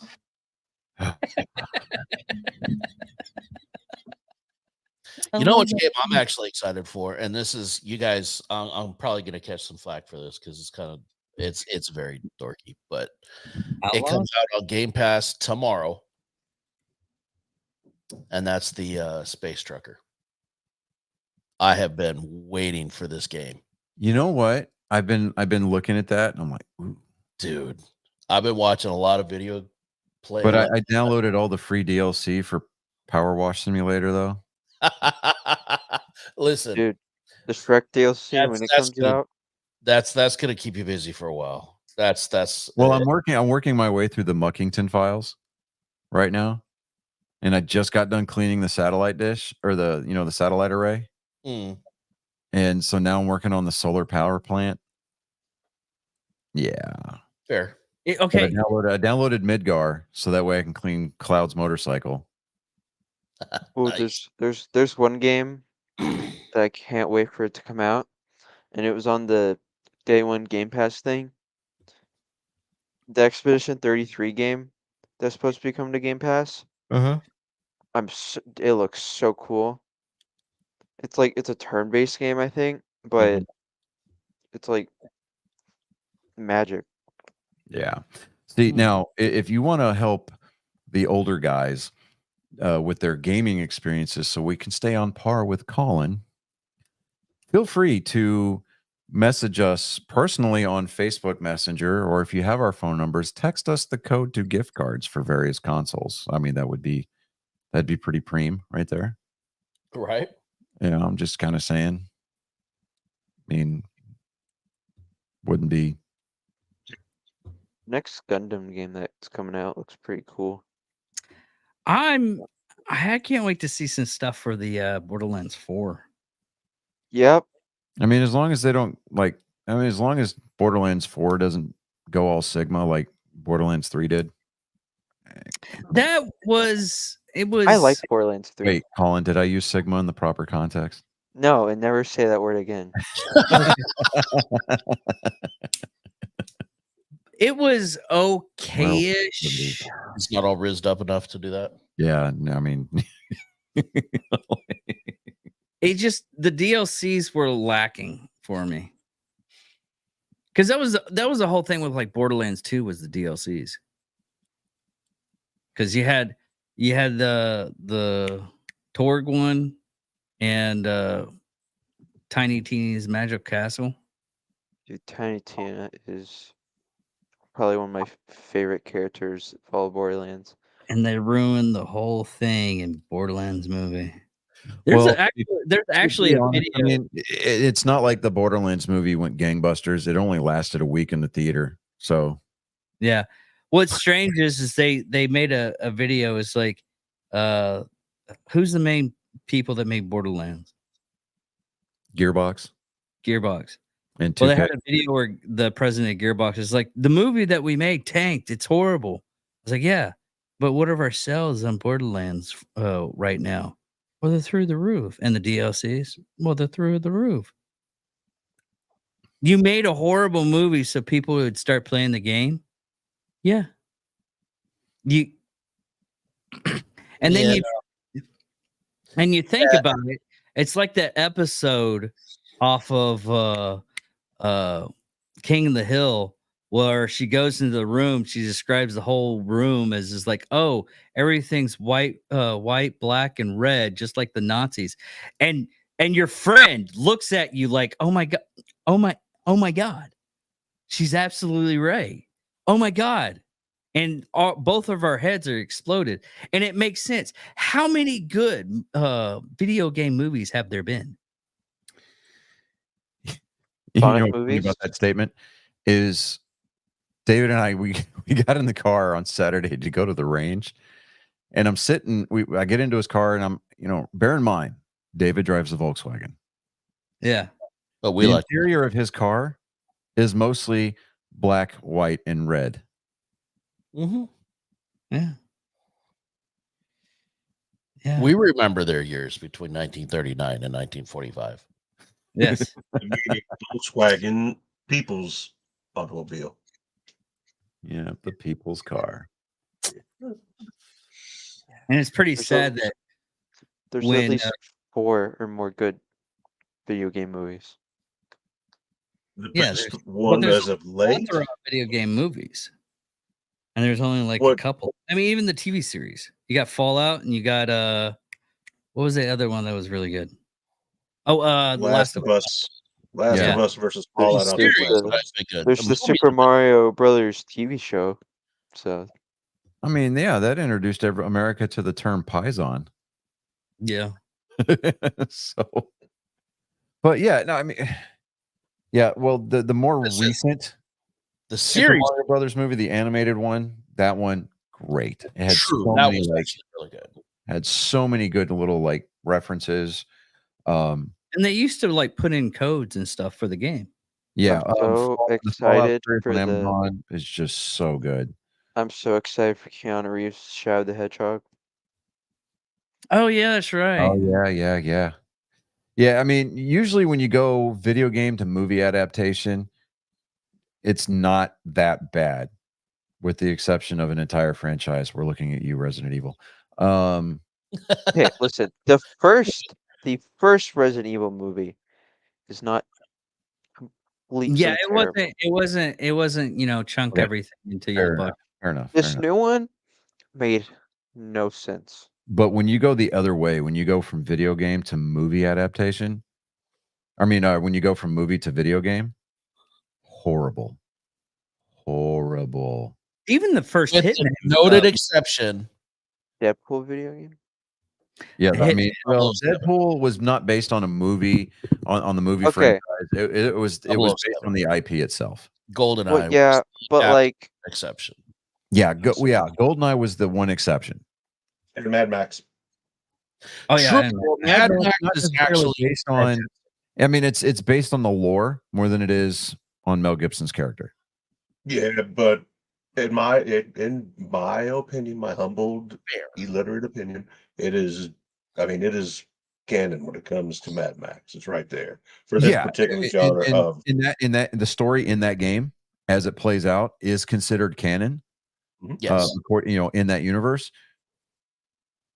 but it's not based off of the movies, and that's the point that I'm trying to make is that Okay. The movies, the games that are based off of the movies, horrible. I mean, just absolute dog water. I mean, case in point, I mean, you look at What about the old NES Batman game? I mean, even then, it was made by First one? Sunsoft, and Sunsoft. I mean, dude, there's a reason why that studio is not around anymore.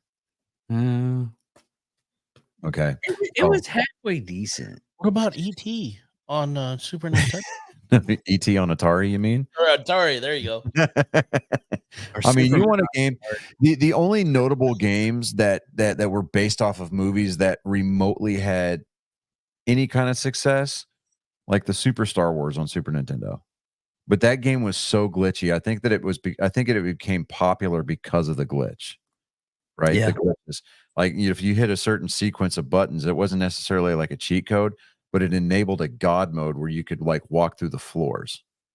Someone was saying the Wolverine game. Yeah, but it wasn't based on. That on hasn't any even come out yet. movies. No. No. There was the Wolverine game. Original Xbox. Yeah. Oh, I thought you were talking about the new one. Yeah. That was actually Yeah. really The Wolverine game. Yeah. The one. Yeah. Because I mean, it's based off the X-Men franchise. Because I mean, that's Hugh Jackman on the cover. But Yeah. See, it wasn't necessarily He on. even did the voice of a Wolverine, so it makes sense. The Punisher game was actually pretty good too, but again, that was more based on comics. Yeah, it had Thomas Jane voicing him, but it wasn't more based off of the IP. We're talking about games like Judge Dredd. A horrible game. Hunter of the Red October. Now, Yeah, Hunter of the Red October on the original NES, dude, that game holds a soft spot in my heart just because that was like the first quote unquote AAA title back in the 90s that my mom and dad had bought for me after we got the NES. And it took me a month to beat it. I mean, it played like your traditional side scroller. I mean, it was 8 bits. I mean, they were kind of limited as to what they could do, but the one thing, and this is the only reason why this game falls into that category of just absolute trash movie adaptations, is the screens that you got for the game over and the screen that you got for beating the game are exactly the same. Exactly the same. You see the life preserver ring float to the top and it just says game over. That's it. Like it took me a month and like pulling my hair out because there was no save files on that game, so you had to start at the beginning, right? Yeah. So it took me a month to finally just kind of figure out the timing and the patterns and everything. Like it took me a month to get through that game. And when I beat the game, my mom and dad, from that point on, we're not buying you games anymore. We're going to rent them. Okay, so Gran Turismo, video game. that was a movie adaptation of a true life story based off of something that happened because of the video game. So it's not like they took the video game and said, "Hey, we're going to put a story to it." The Rocketeer video game. The Gran Turismo movie happened in real life. Yeah. Who framed Roger Rabbit? No. The N64 adaptation of Superman Returns. No, That was the Rocketeer video game Awful. pissed me off when I play it. That was unplayable. What they because call the Rocketeer video game for the NES. I've got that. I've got a copy of that still. Yeah, I know that game is stupid because of how hard it is. So Well, I No, beat. okay, Yeah, I mean, yeah. There's And a that's what's reason. funny is that like we've got these 8-bit games from back in the day that like we just absolutely killed when we were kids, and now that when we try to go back and play them on their original consoles, like that shit is hard, dude. Well, there's a reason for it. There's a reason for all those games back then being that hard. Was rental studios or Blockbuster, Hollywood Video, and stuff like that. Yeah, that is Okay. true. Yeah, The main example is that Dolphin game, Echo. That game was almost unbeatable. And they made it that way so you would have to go in and re-rent it until Max Payne Uncharted. Uncharted Oh, movie was cool. okay. The movies to the video game? Or the Yeah. No, Yeah, the yeah, Max Payne movie was awful. yeah, Uncharted wasn't. the Uncharted. yeah. Uncharted was a good movie. Yeah. Uncharted Okay, I was enjoy Yeah, Max Payne. and I think that we're getting it mixed up here. We're talking about on the awful scale. It is the movies exist, but then they're going to make a game based off of the movie, not the other way around. I would like to mention the Final Fantasy VII movie, Advent Children. That was all right. I mean, Not okay. The music in that movie, beautiful, awesome. Has the best version of Sephiroth's theme. The movie itself, not so much. The fights, like the Sephiroth and Cloud fight, amazing. The writing for that movie is so mid battle. Cloud flashes back to Tifa saying "dilly dally, shilly shally." Okay, yeah. I could see Now, that. there is that Final Fantasy movie that came out. I think it was the late 90s, early 2000s. If I remember, it was called The Power Within. The whole movie was CGI. No, you're thinking of Spirit Within. Spirit Within. Yes, thank you. Had Alec Baldwin voicing one of the characters, right? Yeah, And David Sutherland. yeah. Okay, Okay. truth YouTube. Okay, It depends Star Wars on the game. franchise. Depends on the game. I The original well, Battlefront game. I think just in contextually, what we're talking about, franchises that turned into video games, as opposed to the other But way it's we've been not looking just at it. And right, the we're not franchise was talking, we're not based talking on the- because with the Star Wars universe of games, you've got games like Knights of the Old Republic, Jedi Outcast, Okay, Jedi you're not- Original, Jedi Academy. You're also remembering. You also got to remember the first NES games for Star Wars. Wars. Yeah, but what we're original talking Battlefront. about specifically as far as like awfulness is you've got the movie and then you got the games that are based on the movie. Like they take the Directly script on from that the movie. movie and they try to go one for one movie to game and it never works out. Like if you're gonna talk about Star Wars, you could talk about the movie tie-ins with like the episode 3 third person adventure game there, and they also did one for the Phantom Menace. Yeah, Why pod didn't they do racing or one for whatever. Episode 3 was not that bad. It wasn't terrible. It was decent. The Why original- didn't they do one about the holiday special?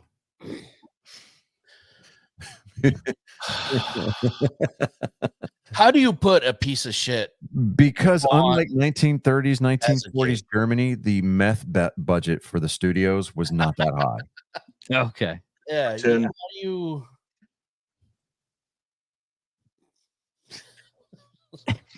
I mean, when Harrison Ford play a piece of successfully shit. blocks that from his memory,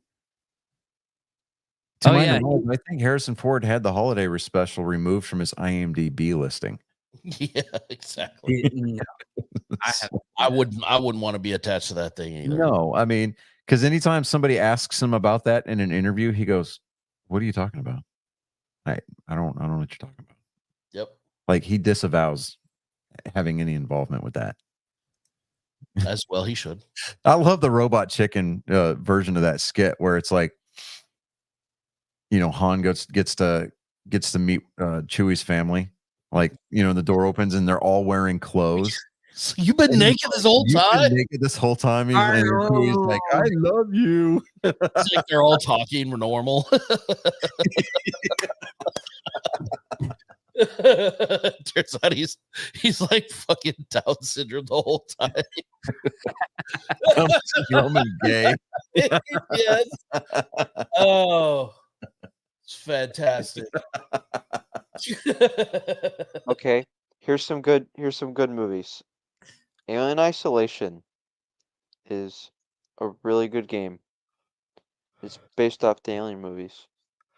Based off of the movies. We're not talking about not an hey, adaptation we're gonna take the idea and create its own universe, or we're gonna add to the canon by writing a good story for the game. Because you're not talking basing the game off the whole universe. It's off of that It's specific. off of that particular movie. Right. It's called the best Yeah. one already when you said GoldenEye. That was, I mean, that took Yeah. it. That's Yeah, Oh, hands down. That is the gold standard.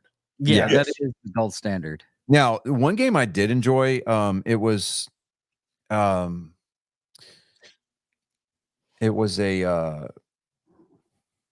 Bond game.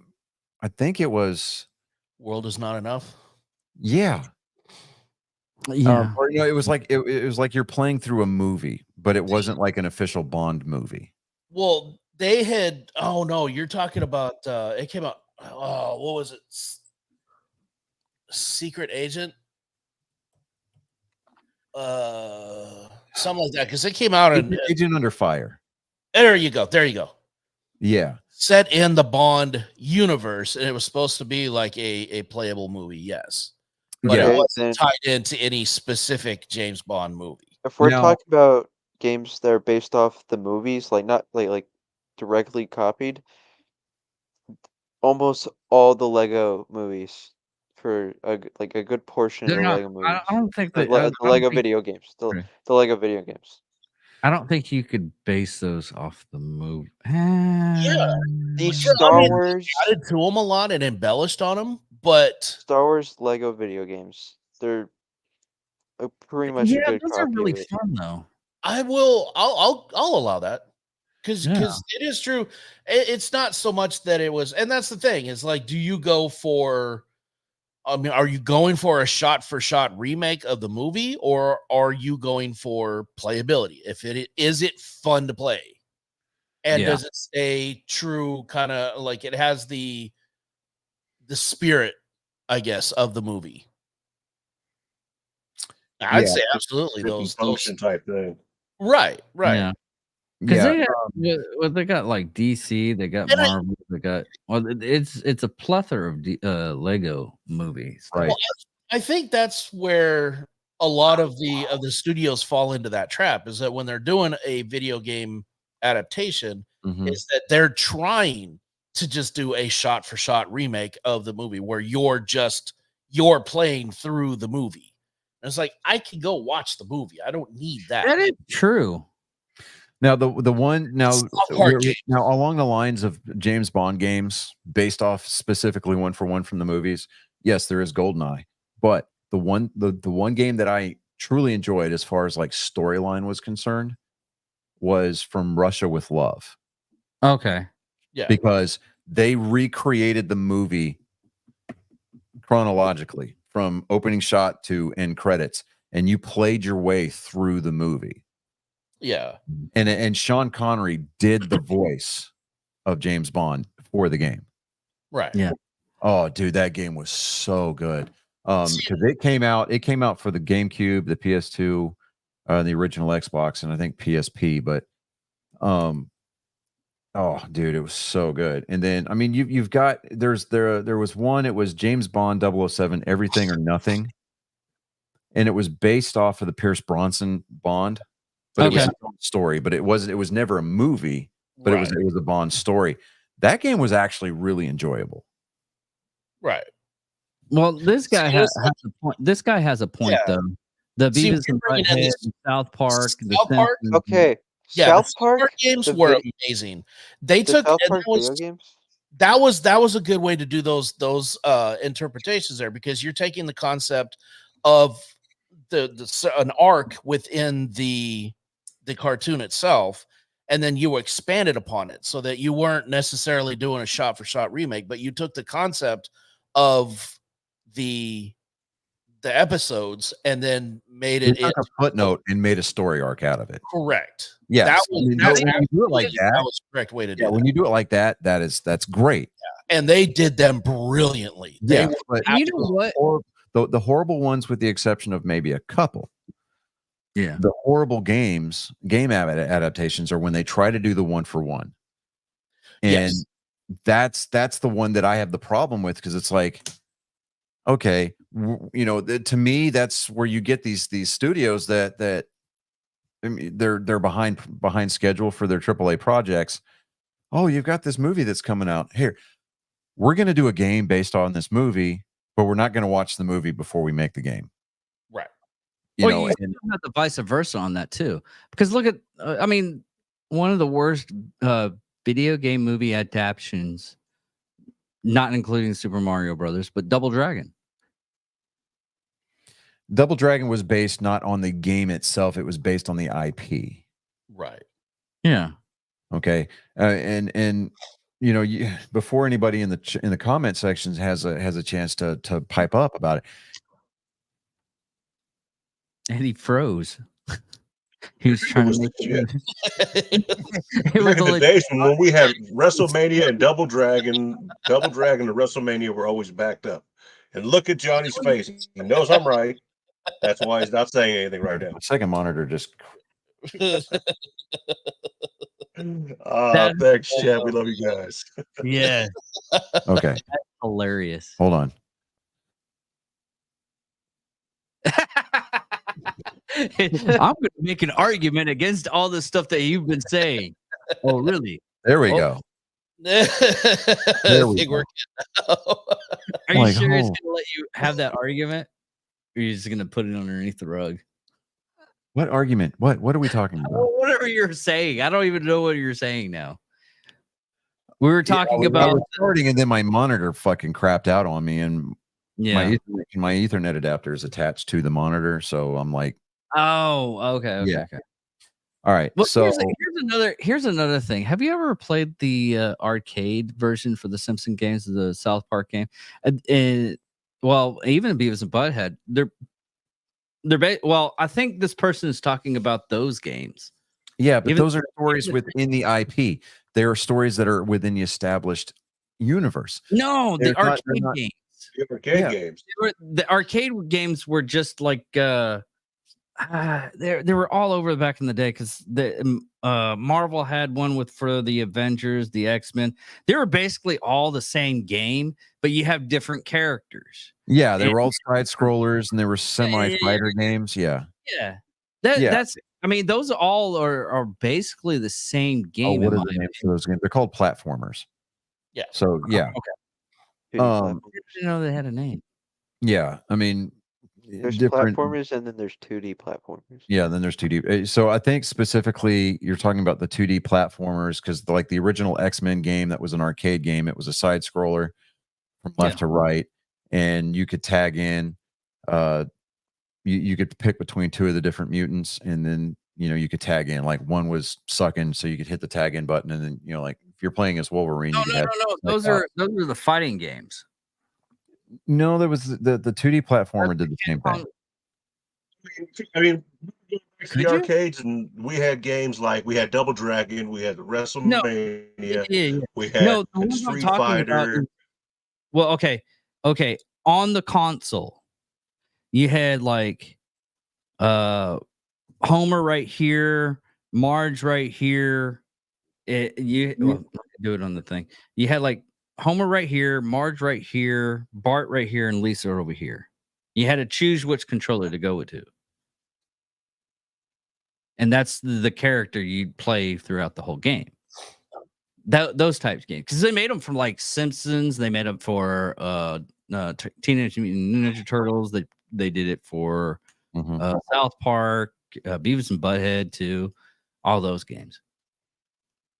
But yeah, it's basically the same concept of what we've been talking about, but in reverse with just the video games. I mean, you had a great IP with South Park, Beavis and Butthead, Simpsons, and Teenage Mutant Ninja Turtles. Those games were kind of fun. I mean, I wasted a shit ton of quarters off of those. I'm playing as Donatello or Michelangelo or Leonardo, and then you switch it up and go back, and now you're all of a sudden Raphael. And I mean, it was You know, cool.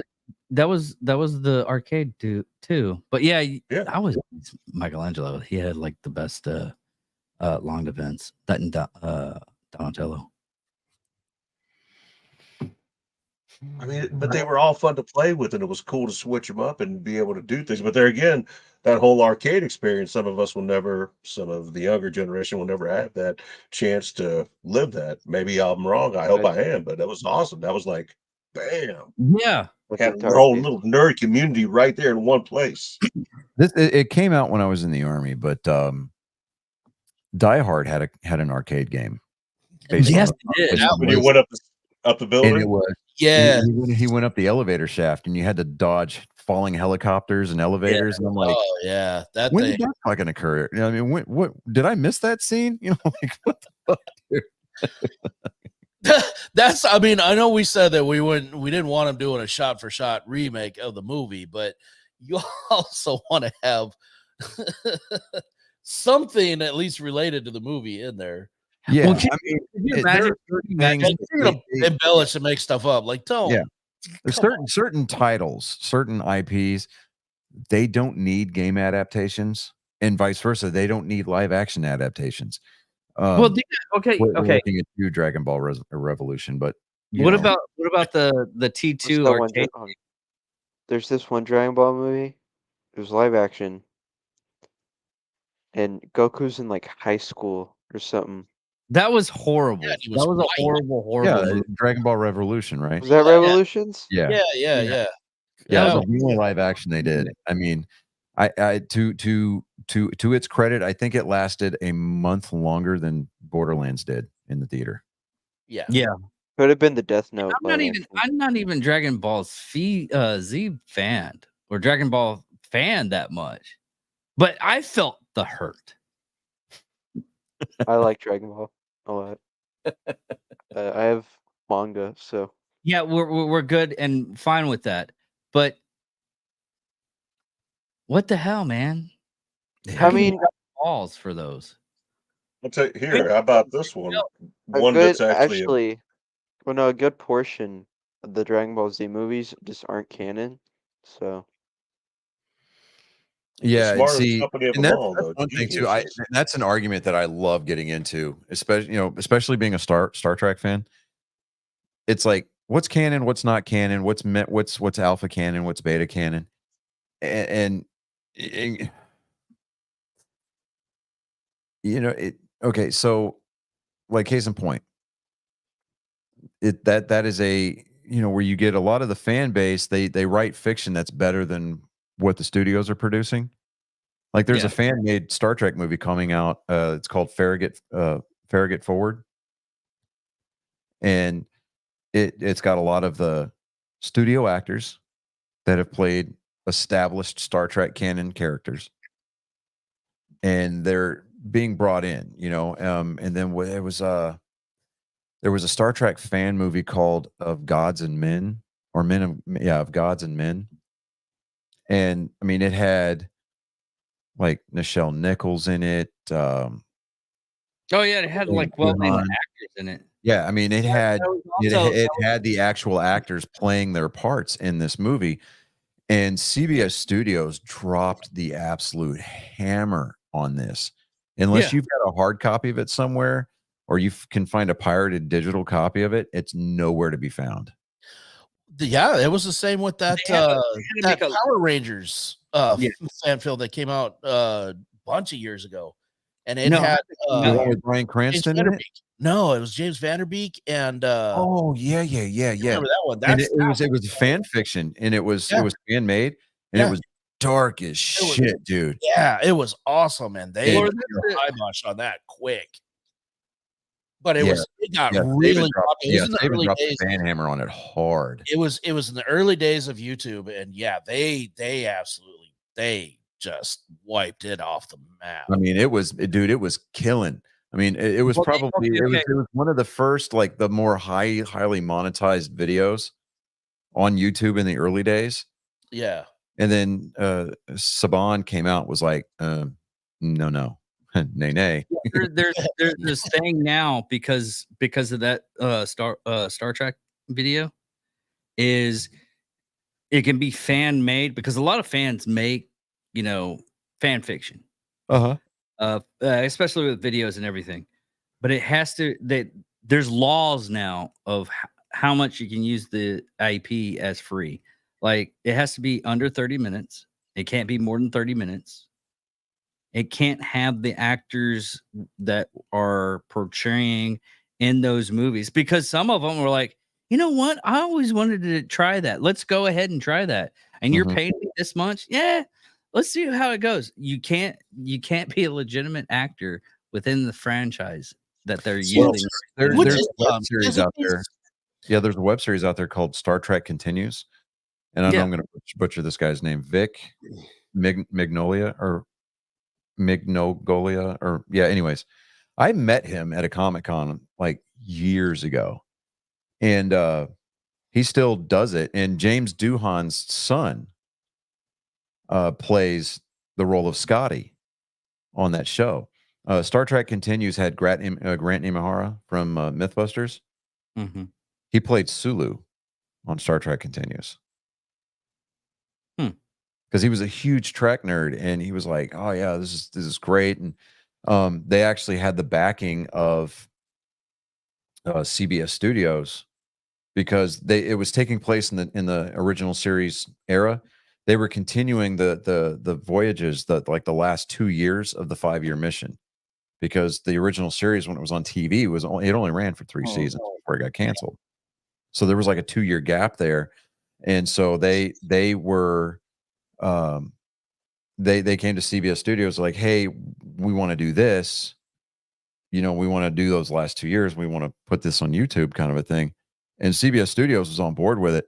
They provided them with a lot of the blueprints and specs for the sets and stuff like that. And of course, James Doohan's son came on and was playing the part of Scotty. And I mean, there was some cool stuff. Like I said, I met this Vic guy at a Comic-Con. I was like, hey, can I get my picture taken with the captain of the Enterprise? And he was like, oh, absolutely. 'Cause it was just, for me, it was kind of cool, and it was also, honestly, it was one of those rub your face in it kind of moments, because my brother is like a huge Trekkie, right? And he didn't make this trip up to Oklahoma City. And I sent him the picture. I was like, I just got my picture taken with Captain Kirk. It was one of those deals. So it's kind of like a nanny boo boo moment. Yeah. But I mean, it was kind of cool though. And I'm like, man, all right, I can get down with that. But it's, I like a lot of the fan fiction, but as far as like what's canon versus beta canon, alpha canon, unlike Star Wars, which Star Wars kind of invites chaos this way, and they said if it's written or drawn, it's canon. Like, well, that was with It has to go through Disney's continuity Well, department. no. Beforehand, it had to do the same thing. It had to go through George Lucas.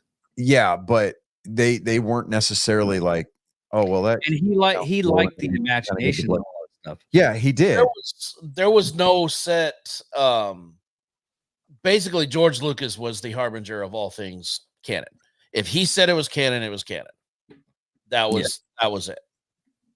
Whether it was in fanfic, if it was put in the Star Wars Insider magazine, whatever. If George Lucas signed off on it, it was canon. Yeah. But Now, that still led to a lot of arguments. Yeah, and as far as what's canon for the Star Trek universe, I'm kind of sitting there going, who dictates what? And then there was one like glaring rule that was out there. It was like it had to appear on screen for it to be considered canon, right? So like season 3 of Picard, you see the Enterprise F, coming out of space dock. Canon. It's now canon, but the Odyssey class starship that the Enterprise F is based on was an original concept created by a fan in the Star Trek Online game. Mm-hmm. Yeah. And so they were like, hey, we need to, figure out what ship gets the Enterprise moniker after E disappeared, which everybody knows it was not Worf's fault. But Or what the one from Enterprise TV series?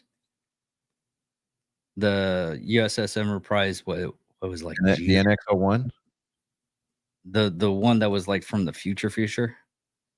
Oh, the Enterprise J? Yeah. No, we don't talk about that. Yeah, 'cause That's technically, and here's how I think that they're going to get around this. Okay, because the Enterprise J, which was designated as a Universe class starship, was from a timeline in the 33rd or 32nd or 33rd century, right? And anybody who pays any kind of attention to the way that television quantum physics work, right, is that nothing future is set in stone. You Yeah. can't go back and change the past, but nothing in the future is set in stone because events are constantly evolving, right? I think that it's possible that while the Enterprise J technically is canon at this point and is considered the furthest bookend of the Enterprise lineage line right now, I think there, if it's done properly, and I say done properly because we all know how executives in Hollywood seem to think they've got their finger on the pulse of what the fan base wants.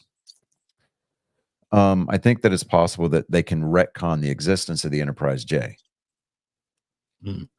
So, they can just Thanos snap it out of existence by writing a good story arc. Like, when 7 of 9 took over command of the Enterprise G at the end of Picard season 3, everybody immediately wanted Star Trek Legacy. We wanted to see the adventures of Picard's son and 7 of 9 and the Enterprise G. We wanted to see Geordi's daughter piloting that starship. And with Q jumping into Jack's quarters at the end of the series, we're like, oh, Q's already in it? Absolutely, right? So what does Paramount Studios say? Oh, instead of going Star Trek Legacy, we're going to stick with the disgusting Discovery storyline, and we're going to start with Starfleet Academy based in the 32nd century. All post-burn stuff, and it's like, why are we doing that? Because I mean, the way that the Discovery storyline went,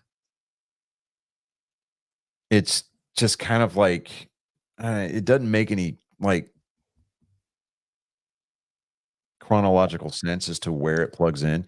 Like, you've got this advanced technology before the Enterprise, and then the Enterprise is introduced, but then it's a different visualization or conceptualization of what the original Enterprise looked like. And then you get into the whole, and this is why I don't like the idea of multiverses or timelines, because it just allows for the introduction of lazy writing, and it almost kind of like makes it normalizes a lazy writing, right? It's almost kind of like it puts a big magnifying glass on the fact that the entertainment industry as a whole is just nothing more than just a manufacturing line. And we rarely see any well-written stories for established franchises anymore. They just keep regurgitating things, like episode 4 for Star Wars was basically episode 7 with less steps. It's like these studios have gotten now where it's almost each generation they have to reboot and restart everything, the whole thing. And they don't have to. Like these stories are crafted and they stand by themselves. Yeah. I mean, you look at, it's fine, but there's no need to reboot everything every generation. You look at season 1, toward the end of season 1 of Star Trek, the original series, you had Space Seed, which is the introduction of Khan, right? And then they don't reboot that story. They continue the storyline in Star Trek II, The Wrath of Khan. Mm-hmm. And then what do? Into Darkness. Oh, we're gonna reboot the entire Khan storyline, but it's in a different timeline, so it's okay. We can tell the story differently. No, nobody wants to see that. I mean, we really don't. I mean, where you take the roles of Spock was supposed to be the one that dies, saving the Enterprise. Yep. Right. You know, we're supposed to see Kirk during the funeral scene going, during all of my travels, out of all the souls that I've encountered, his was the most human. Right. That's the way it's supposed to play out. And, you know, instead we've got, oh, well, we're going to take a blood sample from Khan that somehow got knocked unconscious by Spock because he goes all aggro on Khan, you know. Yeah.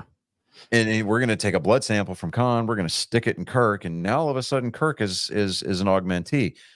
But if you look at the way that they write Starfleet regulations in the canon universe, genetic augmentation is banned. Right. So does that now make Kirk ineligible for Starfleet service? I mean, it's a huge plot hole that they've written into existence. Even worse than that, because they have the same thing going with okay.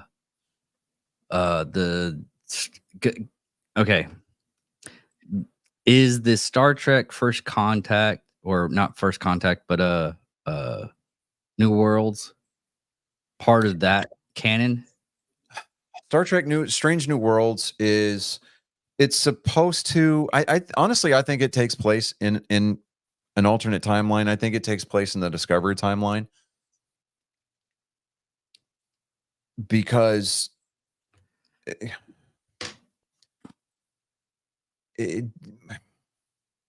for starters, the security officer on the Enterprise is a descendant of Khan. Yeah. Okay. Nowhere in the Prime timeline did we ever discuss genetic descendants of Khan or the augmentees, the genetically enhanced humans. That's true. They never really went into. Yeah. So I mean, the whole reason for the eugenic wars was, you know, this group of super soldiers, so to speak, rose up and took over the world. Khan being the one who he ruled over a quarter of the earth by himself. But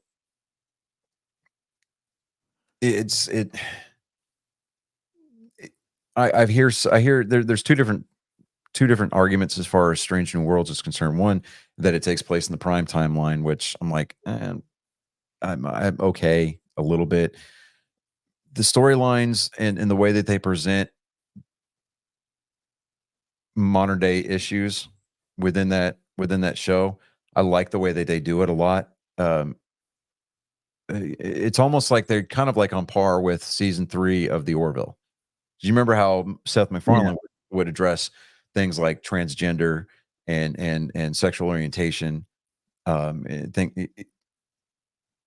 and like women's rights, things like that? He did it in such a manner on The Orville that it was like, it's not in your face, hey, we're going to lean one way or the other. It did a very good job of telling those, you know, giving points of view from both sides of the spectrum without it trying to, I mean, it was more or less presented in the format of giving you the information to make the decision yourself. Right. Yeah. Strange New Worlds, for the most part, is doing that. I'm as far as like what timeline does it occur in? I think it's an alternate timeline. It's not a Kelvin timeline by any stretch. Thank God, because you know the whole unnecessary zoom ins and camera lens flares. No, I'm It's J.J. Abrams. Yeah, it's not the Abrams verse or anything like that.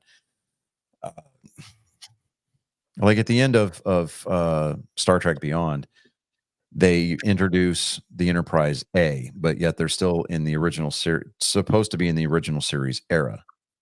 The Enterprise A didn't get introduced in the Prime timeline until after the events of Star Trek 4.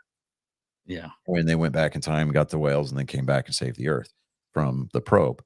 But, you know, I like, and as far as the Kelvin timeline movies are concerned, I'm kind of sort of glad that they're not going to come out with a fourth one. I mean, everybody keeps talking about, oh, Star Trek 4, it's happening. No, it's not, because they can't ever agree on anything.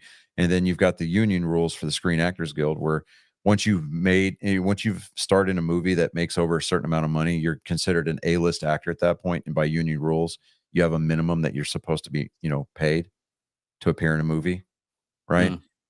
But so Chris Hemsworth and Chris Pine and now Zoe Saldana are well, even Simon Pegg. Yeah, Simon Pegg. Yeah, I guess he's an A-list actor, but and Carl Urban. I mean, you got a bunch of A-list actors now that like the budget for that movie would just Carl Urban was already an A-list actor. Yeah, but Chris Pine wasn't. Yeah, it was Chris Hemsworth. Okay. Yeah, Chris Hemsworth was absolutely unknown. That was his first movie. Was that his first movie? No, that wasn't his first. That was the first. That was his first appearance. Oh, well, yeah, that's what I mean. That was his first American movie appearance. I'm curious. Okay, well, you know what? I'm going to go after this. We'll go ahead and we'll go ahead and land the plane. So yeah, but I'm curious about that. I like the way that Simon Pegg portrays Scotty. Love it. I love his version of Montgomery Scott. But keep him out of the writer's room. Can we do that, please? Let him stick to what he knows, which is comedy and the Cornetta saga. Because I mean, they're him and Nick Frost are supposed to be getting together to write a new Cornetta movie. So it's going to be, instead of a trilogy, Shaun of the Dead, World's End, and Hot Fuzz. There's going to be a fourth movie now. Interesting. So I'm like, okay, do that. If you're going to write that. Fuzz is the best. Is Edgar Wright going to be involved as well? He's supposed to. He'd almost have to. Well, wait, did he direct the first two? I know he did at World's End, or the World's Edge, whatever that. Yeah, World's End. Yeah. I don't remember if he did Hot Fuzz or Hot Fuzz is the best one. Yeah, Hot Fuzz for me was it. I mean it's for one reason only. Yeah, the fence. The fence joke. That has the best fence joke out of all the movies. That was absolutely fantastic. But, I like the drop kick. That was the best scene. I laughed my ass off. What about him? Oh, he's ugly. World's End is good. I like it. It was okay. I felt it was the weakest of the trilogy. Probably, like, now that I'm really thinking over it, it's probably the. Well, I mean, I'm not gonna say the worst one. Following the trilogy rule, like the middle movie always had to be the darkest one. I'm not gonna say that it was the. I'm not gonna say it was the worst one, because that's kind of like saying it was bad. Yeah, it wasn't as good. It just wasn't as good as the other ones. Like Shaun of the Dead was hilarious. I mean, yeah, that was creme de la creme right there. And then you got Hot Fuzz, and then World's End was kind of like a conclusion. Like I said, I'm not saying it was the worst of them. I'm saying it was the weakest. Yeah. It's not a bad movie. It just it wasn't a bad movie, but it wasn't one of the greatest of those three. Right. It was funny. I mean, I still laughed. Oh yeah. It had some really good parts and everything, but absolutely. At the same time, you have something that had the same similar movie.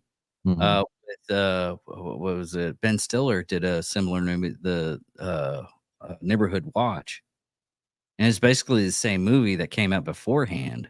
Yeah, and it kind of set the agenda for that type of plot line. I think that's what happened. Yeah. All right. Well, we're gonna wrap this up.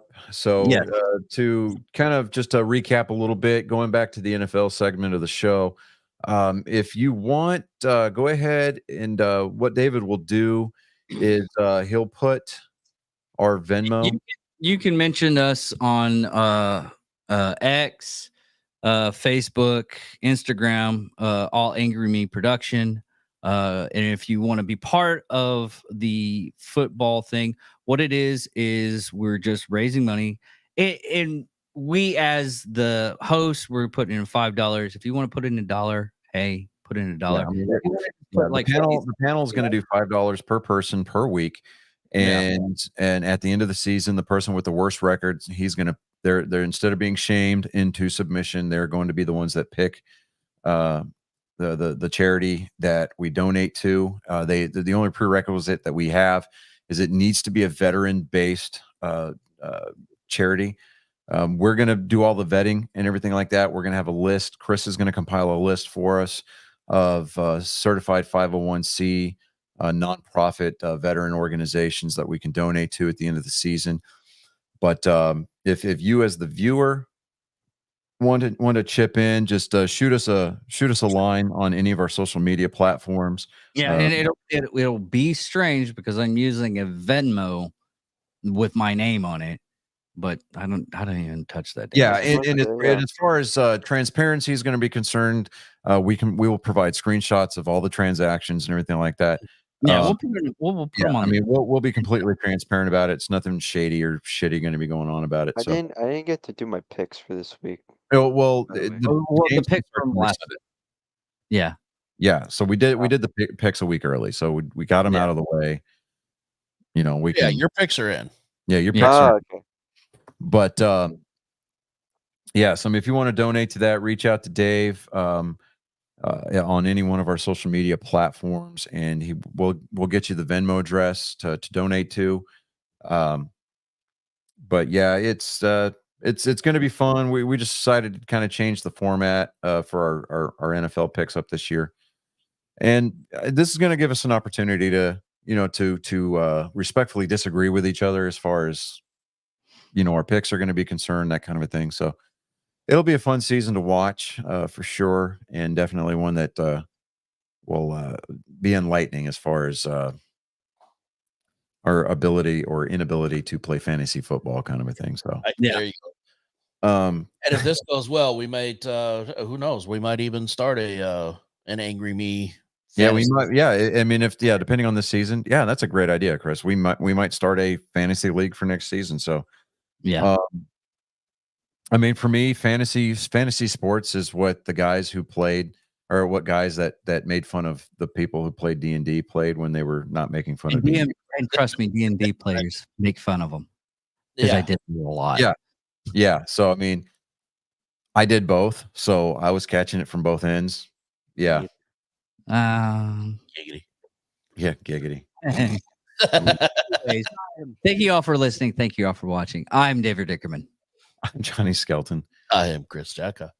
I'm Colin Skelton. Jeez. You have become privy. You have become indentured.